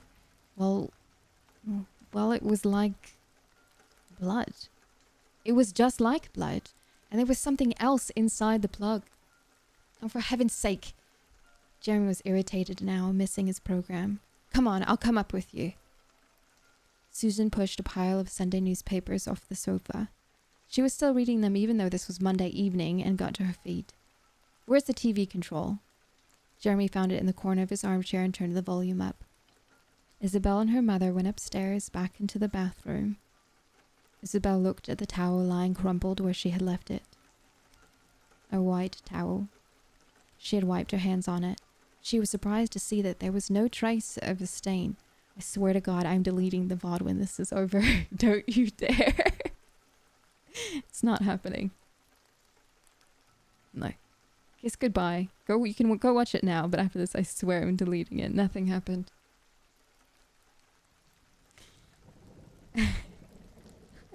You guys are awful. What a lot of fuss over a teaspoon of rust. Susan was leaning over the bath. Isabel stepped forward and peered in nervously. But it was true. It was a shallow puddle of water in the middle and a few grains of reddish rust. You know, there will always be a little rust in the system, her mother went on. It's that stupid boiler of your father's. She pulled out the plug. Nothing in here either. Finally, she turned the tap on. Clean, ordinary water gushed out in a reassuring torrent. No rattling, no gurgles. Nothing. There you are. It sorted itself out. Isabel hung back, leaning miserably against the sink. Her mother sighed. You were making it all up, weren't you? She said, with her voice being affectionate, not angry. No, Mum. It seems a long way to go get out of having a bath. I wasn't. Never mind now. Clean your teeth and go to bed. Susan kissed her goodnight. But that night, Isabel didn't sleep at all. Sorry, I missed it. Can you restart? No. In fact, now that Kraken's here, stream's over. Thank you guys so much for hanging out today. I really appreciate it. I gotta go. Hi, Kraken. Thanks for resubbing. Wait, no, not the clips. Are you guys really gonna make me go through all the clips and delete them? Please. We don't talk about this. Oh, God. Oh. Jesus Christ. Okay, anyway. We're not talking about that. No, don't. It's so embarrassing. Yeah, what should we not talk about? Nothing. Nothing.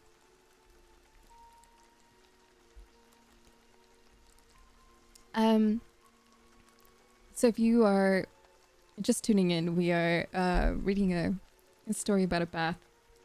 Apparently some blood was coming out of it or something like that, and it's like an old Victorian bath. And she saw something in it, but her parents don't believe her. Oh, Jesus. No, nothing happened. Are we really here if the VOD doesn't exist? No. Nope. Nope.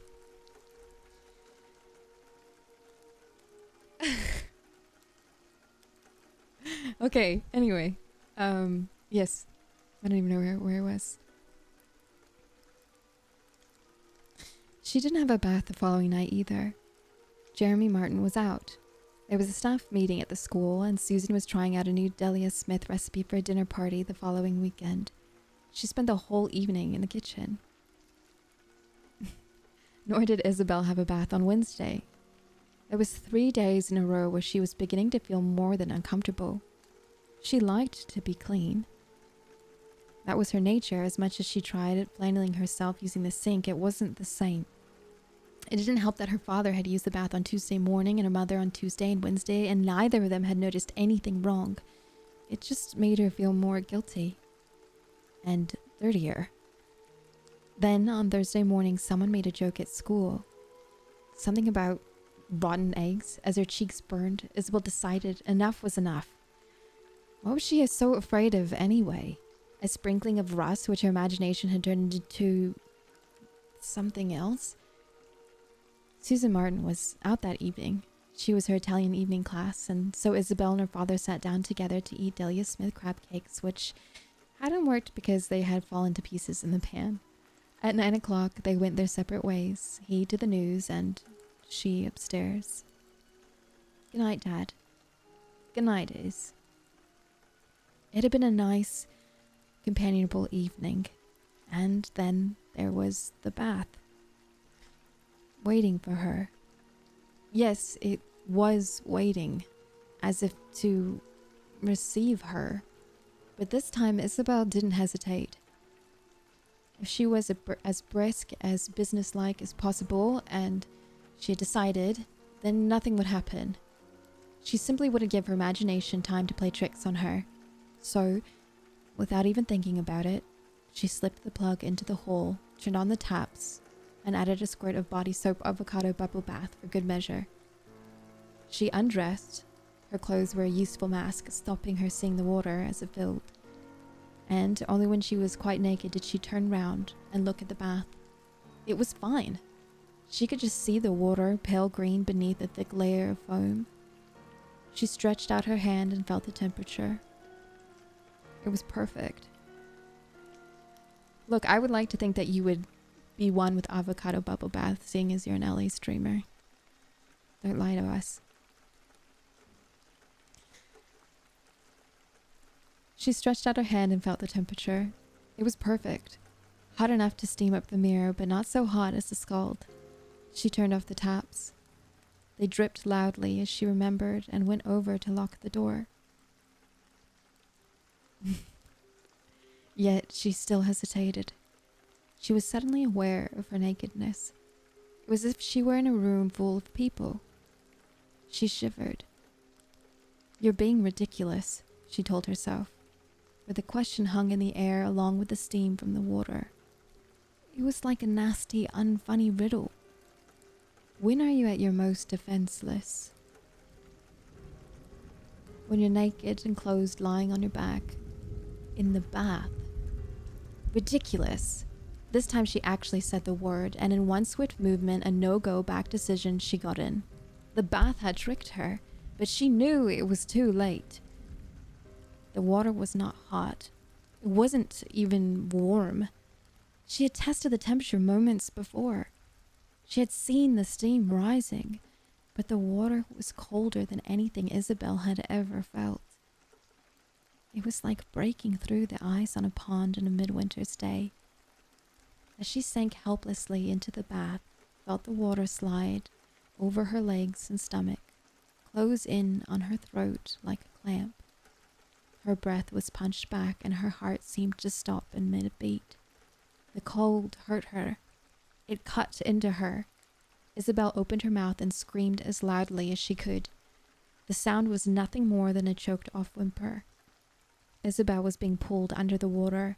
Her neck hit the rim of the bath and slid down. Her long hair floated away from her. The foam slid over her mouth and over her nose, and she tried to move, but her arms and legs wouldn't obey the signals she sent them. Her bones had frozen. The room seemed to be getting dark.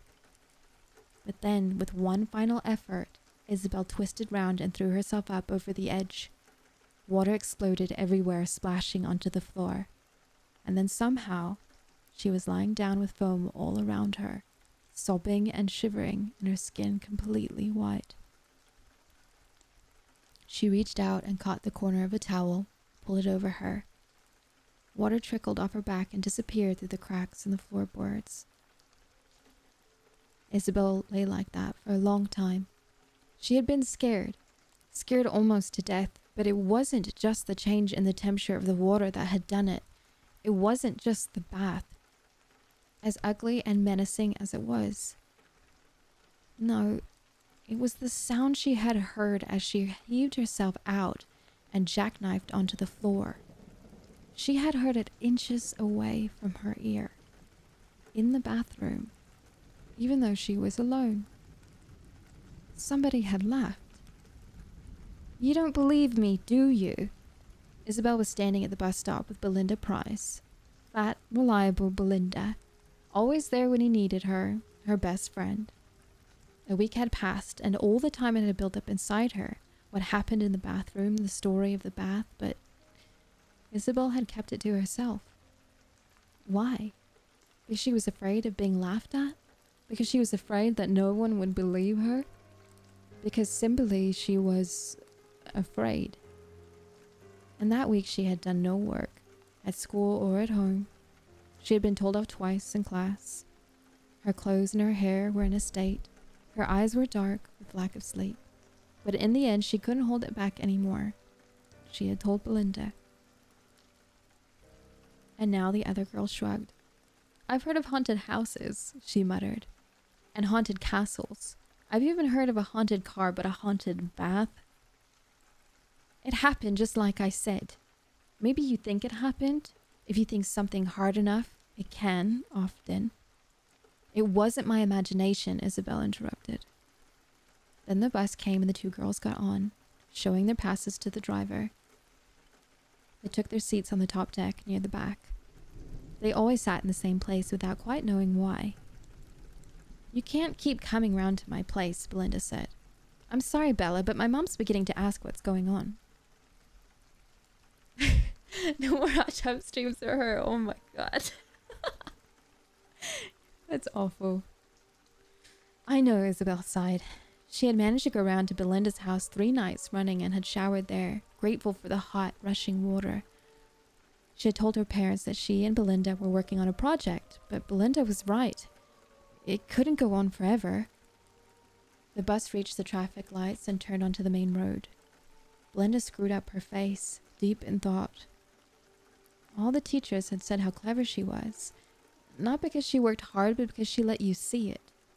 You say the bath is an old one, she said at last. Yes. Do you know where your parents got it? Isabel thought back.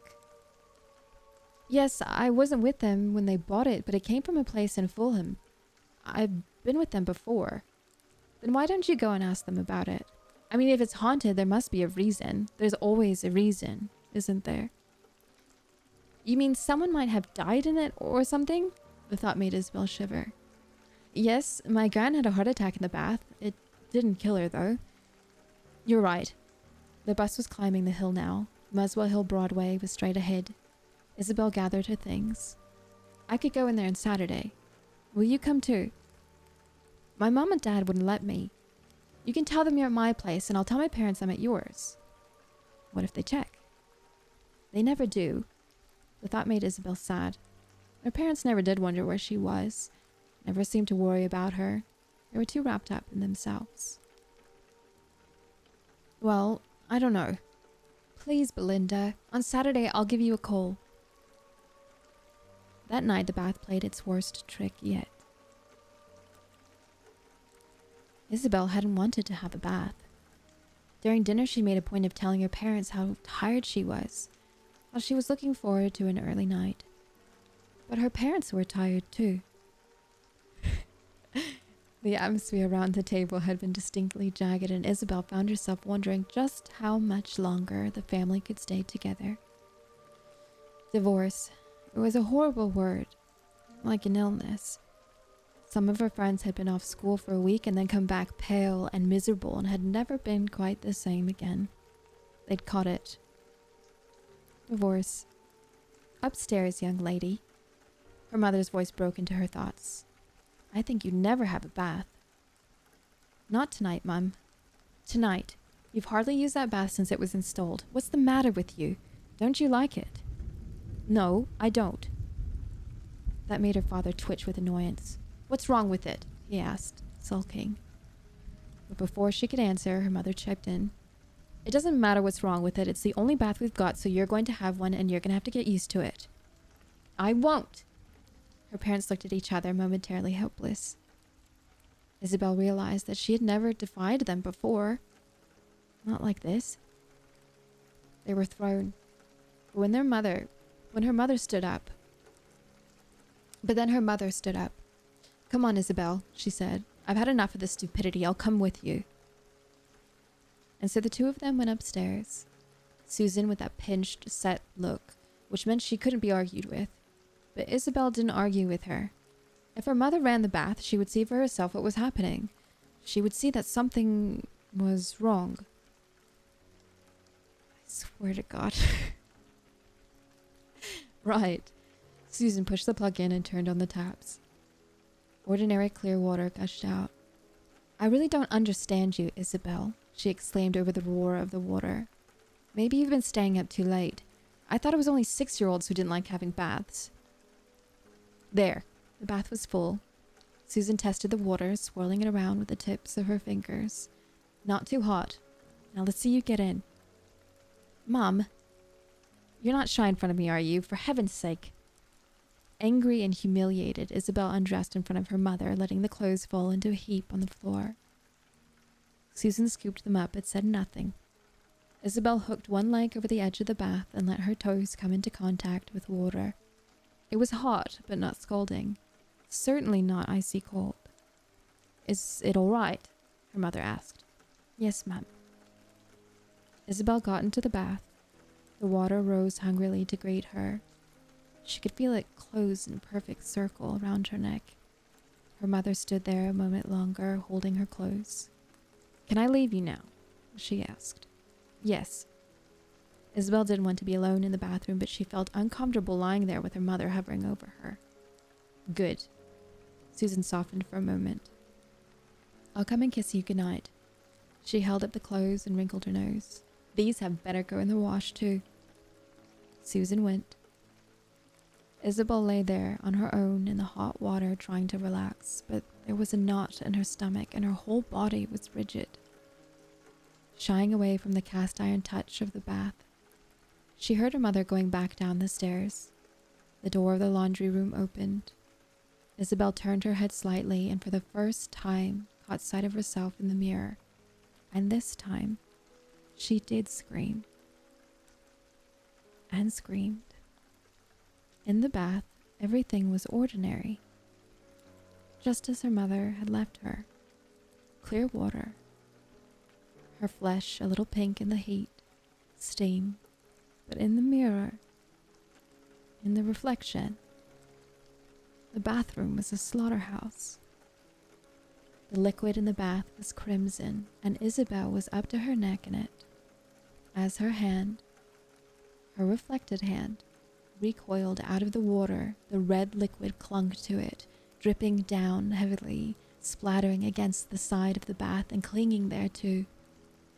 Isabel tried to lever herself out of the bath but slipped and fell, the water rising over her chin.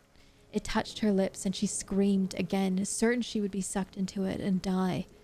She tore her eyes away from the mirror, and now it was just water in the mirror. Now it was blood.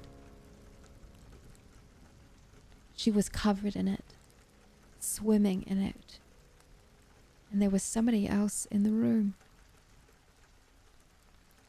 Not in the room, in the reflection of the room.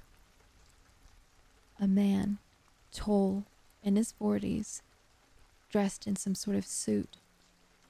Gray face, mustache, small, beady eyes.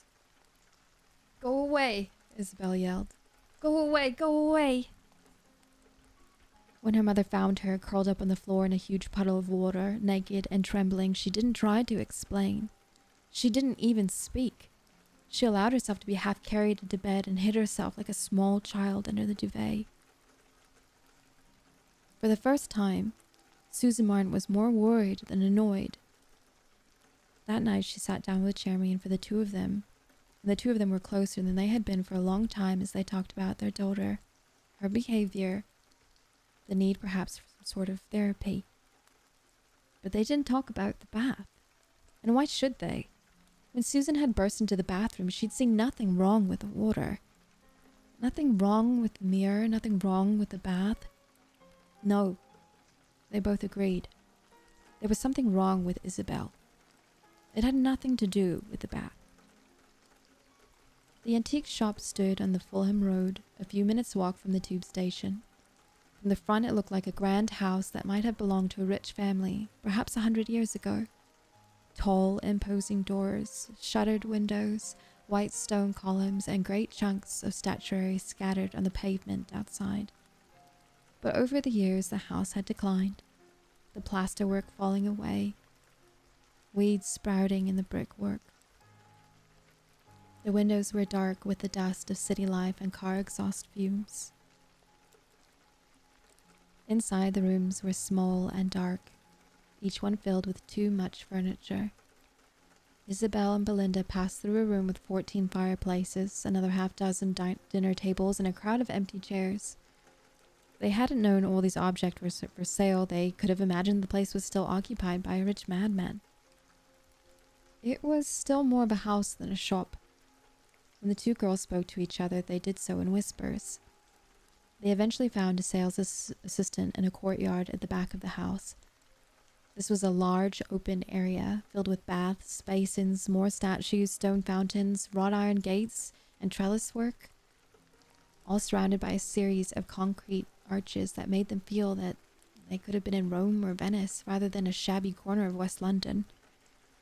The assistant was a young man with a squint and a broken nose. He was carrying a gargoyle. Isabel wasn't sure which of the two were uglier.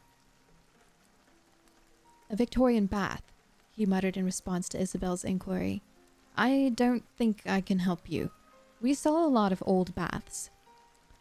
"It's big and wide," Isabel said, "with little legs and gold taps." The sales assistant set the gargoyle down. It clunked heavily against the paving stone. "Do you have the receipt?"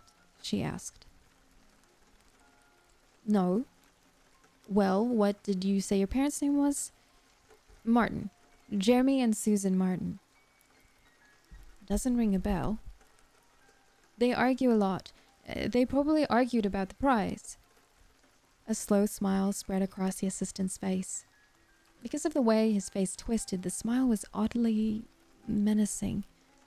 "Yeah, I do remember," he said. "It was delivered somewhere in North London." "Muswell Hill," Isabel said. "That's right."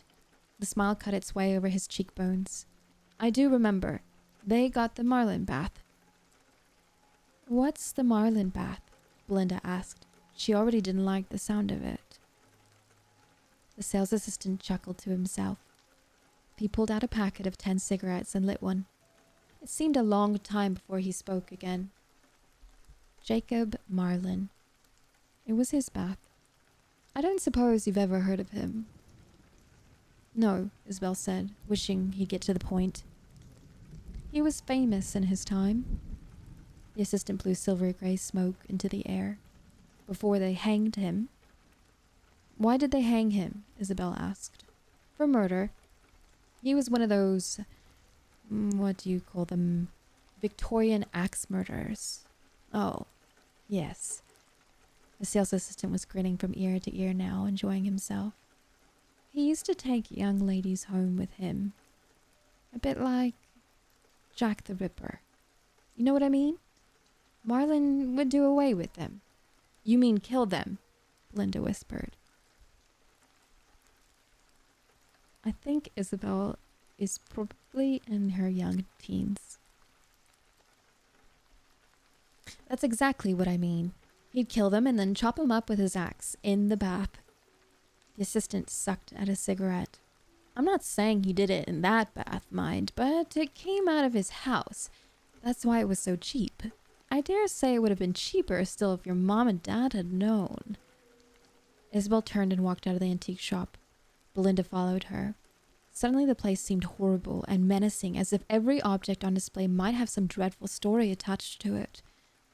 Only in the street, surrounded by the noise and color of the traffic, did they stop and speak. "It's horrible," Belinda gasped. "He cut people up in the bath and you..." She couldn't finish the sentence. "I wish I hadn't come." Isabel was close to tears. "I wish they never bought that rotten thing. If you tell them, they won't listen to me. They never listen to me." "So what are you going to do?" Belinda asked. Isabel thought for a moment. People pushed past the pavement. Market vendors shouted their wares. A pair of policemen stopped briefly to examine some apples. It was a different world to the one they had left behind in the antique shop. "I'm going to destroy it," she said at last. "It's the only way. I'm going to break it up, and my parents can do whatever they like." She chose a monkey wrench from her father's toolbox. It was big, and she could use it both to smash and unscrew. Neither of her parents were at home. They thought she was over at Belinda's. That was good. By the time they got back, it would all be over. There was something very comforting about the tool, the coldness of the steel against her palm, the way it weighed so heavily in her hand. Slowly she climbed the stairs, already imagining what she had to do. Would the monkey wrench be strong enough to crack the bath? Or would she only disfigure it so badly that her parents would have to get rid of it? It didn't matter. Either way, she was doing the right thing. That was all she cared about. The bathroom door was open. She was sure it had been shut when she had glanced upstairs only minutes before, but that didn't matter either. Swinging the monkey wrench, she went into the bathroom. The bath was ready for her. It had filled itself to the very brim with hot water, scalding hot, judging from the amount of steam. The mirror was completely misted over. A cool breeze from the door touched the surface of the glass and water trickled down. Isabel lifted the monkey wrench. She was smiling a little cruelly. The one thing that the bath couldn't do was move. It could taunt her and frighten her, but now it just had to sit there and take what was coming to it. She reached out with the monkey wrench and jerked out the plug. The water didn't leave the bath. Instead, something thick and red oozed out of the plug hole and floated up the water. Blood. And with the blood came maggots. Hundreds of them, uncoiling themselves from the plug hole, forcing themselves up through the grill and cartwheeling crazily in the water. Isabel stared in horror and then raised the monkey wrench. The water, with the blood added to it, was sheeting over the side now, cascading onto the floor. She swung and felt her whole body shake as the metal clanged into the taps, smashing the sea of cold and jolting the pipework. She lifted the monkey wrench, and she did so, and as she did so, she caught sight of it in the mirror.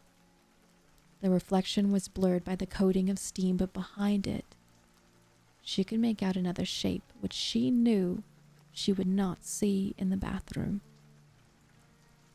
A man was walking towards her as if down a long corridor, making for the glass that covered its end. Jacob Marlin. She felt his eyes burning into her and wondered what he would do when he reached the mirror that seemed to be a barrier between his world and hers. She swung with the monkey wrench again and again.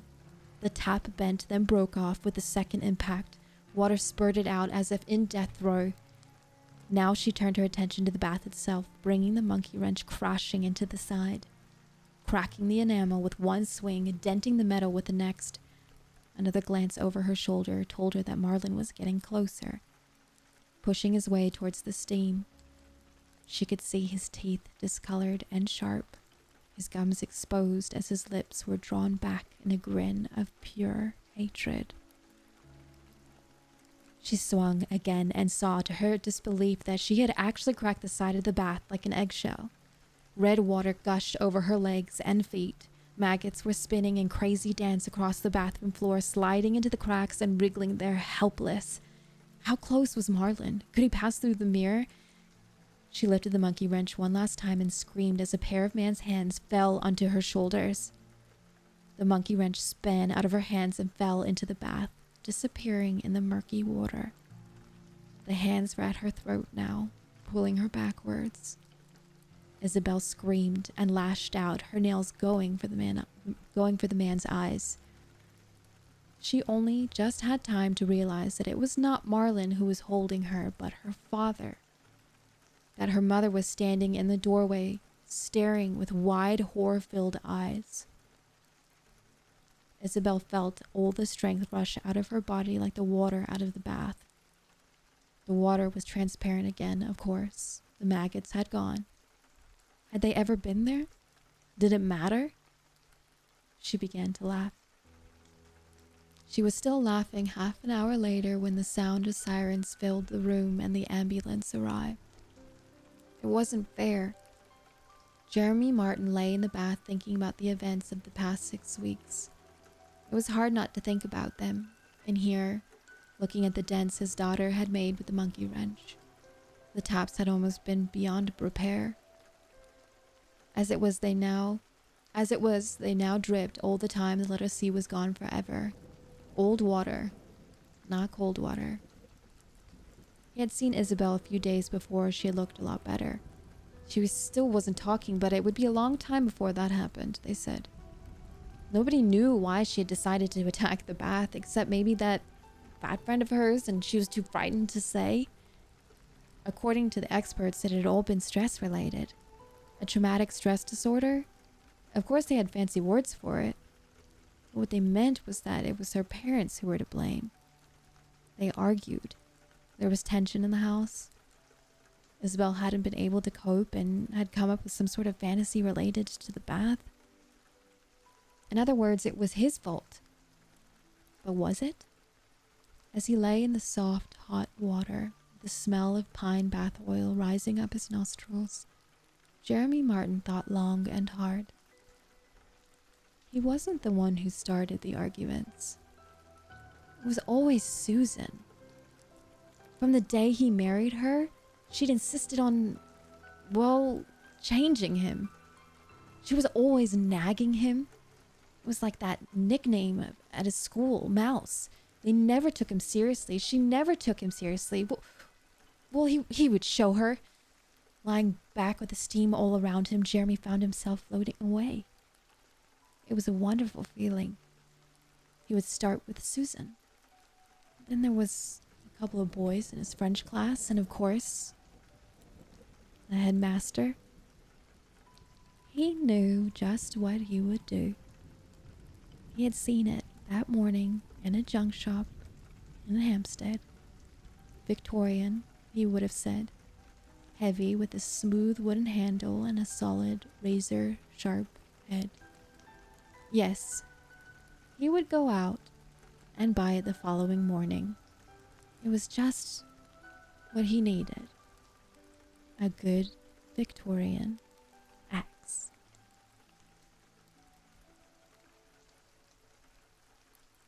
The end.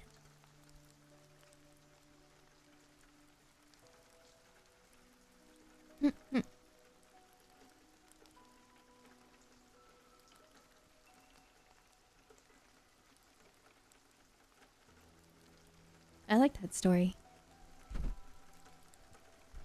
And the moral of the story is to never bathe. Yes. Good story. Oh, hello, Sam. Hey, Jonesy, thank you so much for continuing the gift sub. We appreciate it. Thank you, Zarek.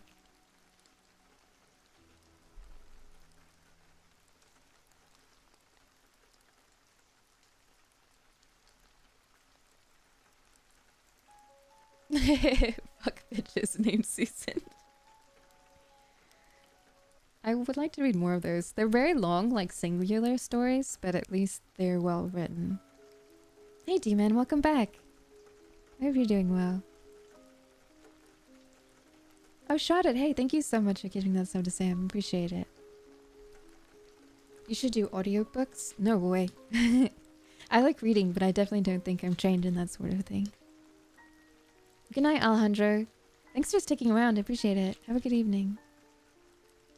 Hey, hey, hey. Listen to this. Listen to this. I love that sound. Made a subject change. Anyway. Are you part of a podcast? No, I'm not part of any podcast. I don't think I've ever done a podcast before.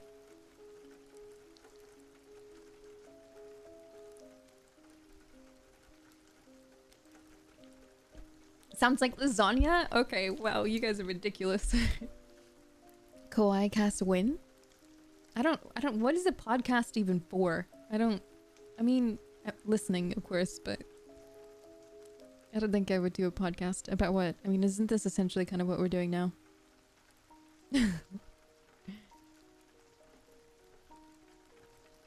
Lasagna laser? Okay, listen. No one's allowed to call me lasagna except for Sylvie. This is basically a live... Yeah. Yeah, that's what I would think. It's like a live podcast. I do like reading, though. Reading's fun. Especially when the stories are good. I just wish I had more time to sit and read the story first. I have to be better about that, I think. Anyway. Yeah, I think that's it for me. Let's... Oop. go. Yes.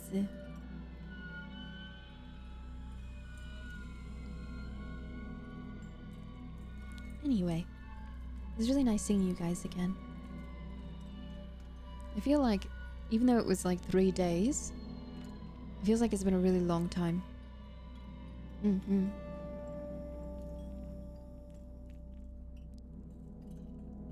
Colt, are you still on trying to figure out what podcasts are? I looked all stream, but it was lovely. Are you serious? For anyone who was here earlier, I'm really sorry. But I'm not taking it back. I'm proud and I'm proud of it. Oh my goodness. Thanks for hanging out today. I will we don't talk about it. You didn't miss anything. No one missed anything. Nothing happened.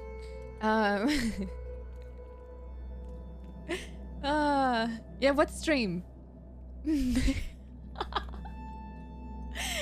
Goodness gracious. So tomorrow we are back with the creature feature, and I'll be interviewing Porcelain Maid. You guys know Joel. Joel's a good friend of ours here. So we will be on tomorrow, a little bit later. And I wanted to ask you guys, no bones. Nothing about bones. I was thinking of just doing the interview with Joel and then cutting it there. Would you guys be okay with that? And I'm going to take the following day off, and then we will start the week fresh with a study schedule of Bloodborne, and then at the end of the week doing the 2-day back-to-back collaboration with Con for Obscure 2. Yeah. Good. Okay, so short and sweet interview with Joel tomorrow. When Subnautica... Okay, look, check this out. Hey, Hemogoblins. Would you guys rather me play boring old Subnautica Below Zero or Bloodborne? Huh? You want me to play Bloodborne, right? What do you think, chat?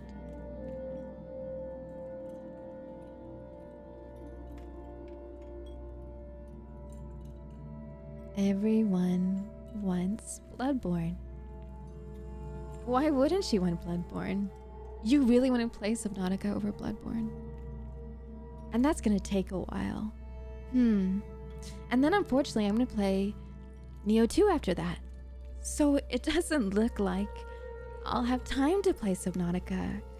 Oops. I'm so sorry. Whatever shall I do?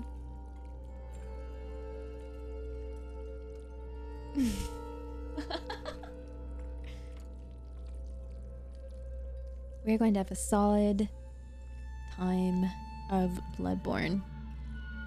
Is she scared of the ocean? No. I'm not scared of the ocean, but I don't like jellyfish.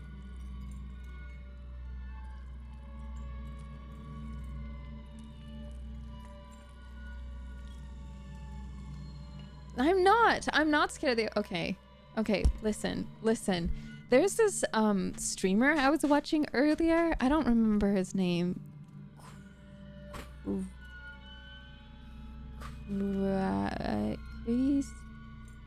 Anyway, so this guy was streaming Subnautica, and he was like 10 feet away from his desk, and he was like collecting plants. Cricket, that's what it was. Yeah. Yeah. He's collecting plants, and he was so scared of like bubbles. It was insane. It was the weirdest thing. And I was like, this is Subnautica? This is what everyone's so scared of? And so I decided not to play it. I decided not to play it so much that I bought Subnautica Below Zero, and then I saw some people, I was watching Code play it for a while as well, and then I refunded it because I was like, this is bad. I'm sorry. I couldn't do it. Like, I respect people that I respect that people are scared of the ocean, but it's not my cuppa. It's not enough.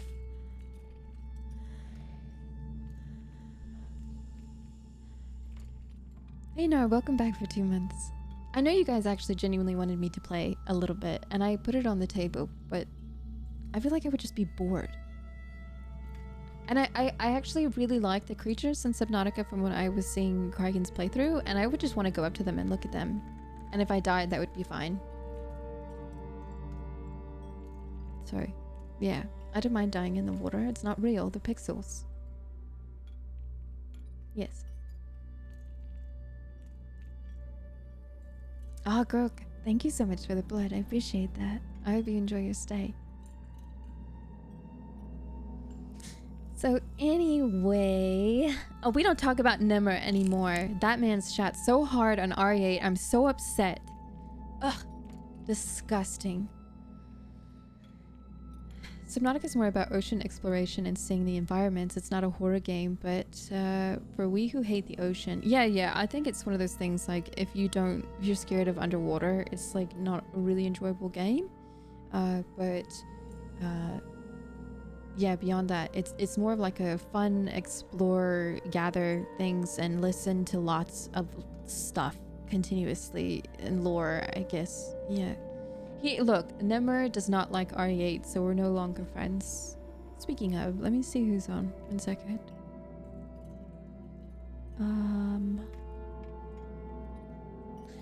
I think that I'm gonna take you over to Quiddy because we haven't thrown you guys over to him in a while. Oh look, someone's playing Subnautica below zero. Doesn't that sound fun? Do you want to watch someone swim around in the ocean and not look at the cool stuff that the game features? I'm just kidding. We are friends with Nemur. Calm down.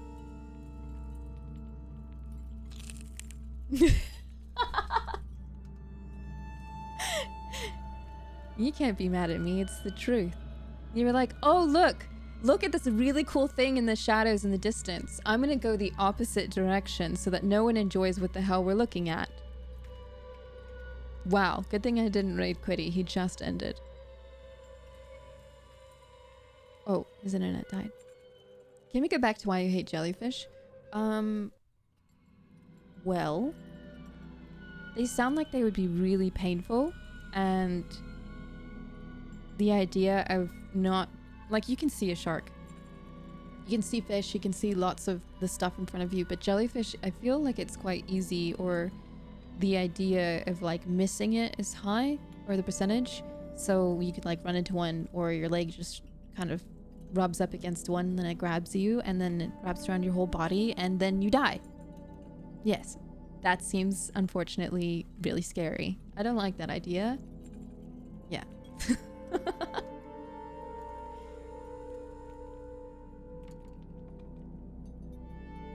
Yeah, like the brown recluse of the sea. That's a good way of putting that.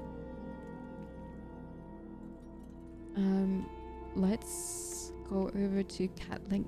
I think she's doing speed runs of Resident Evil, which is great. Okay, we good there.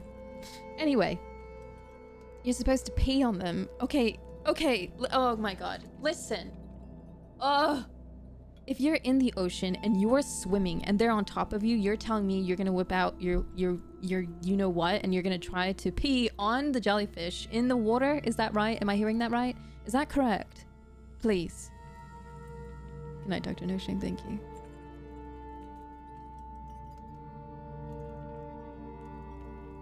Sure. Okay. Okay. Okay. Wow. Oh, if you missed it earlier, the chat made me read, what was that caterpillar story? I don't remember. Caterpillar ate lots of things and it turned into a butterfly. And I read that in a horror way and it was great. I actually genuinely enjoyed that. The Hungry Caterpillar. That's what it was. Yeah. That was fun. I liked that. As long as it's not Thomas the Tank or whatever, I don't mind doing that again. It was short and sweet and simple. Yes. Anyway, I need to go eat. And I will see you guys tomorrow with Joel. Be sure to send lots of love his way. And I will see you then. And then I won't be streaming the following day. And yeah, love you guys. Cool. All right. I will see you guys tomorrow. Have a good evening. I'm going to throw you over to Cat Be sure you say hello. She is a really awesome speed runner. Show some love. Behave. Don't spam her chat. Okay. Good night.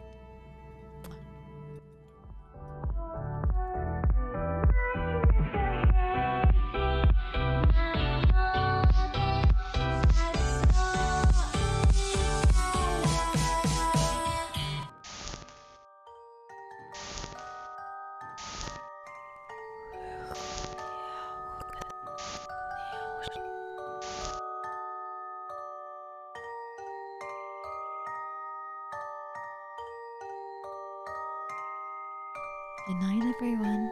I'll see you soon.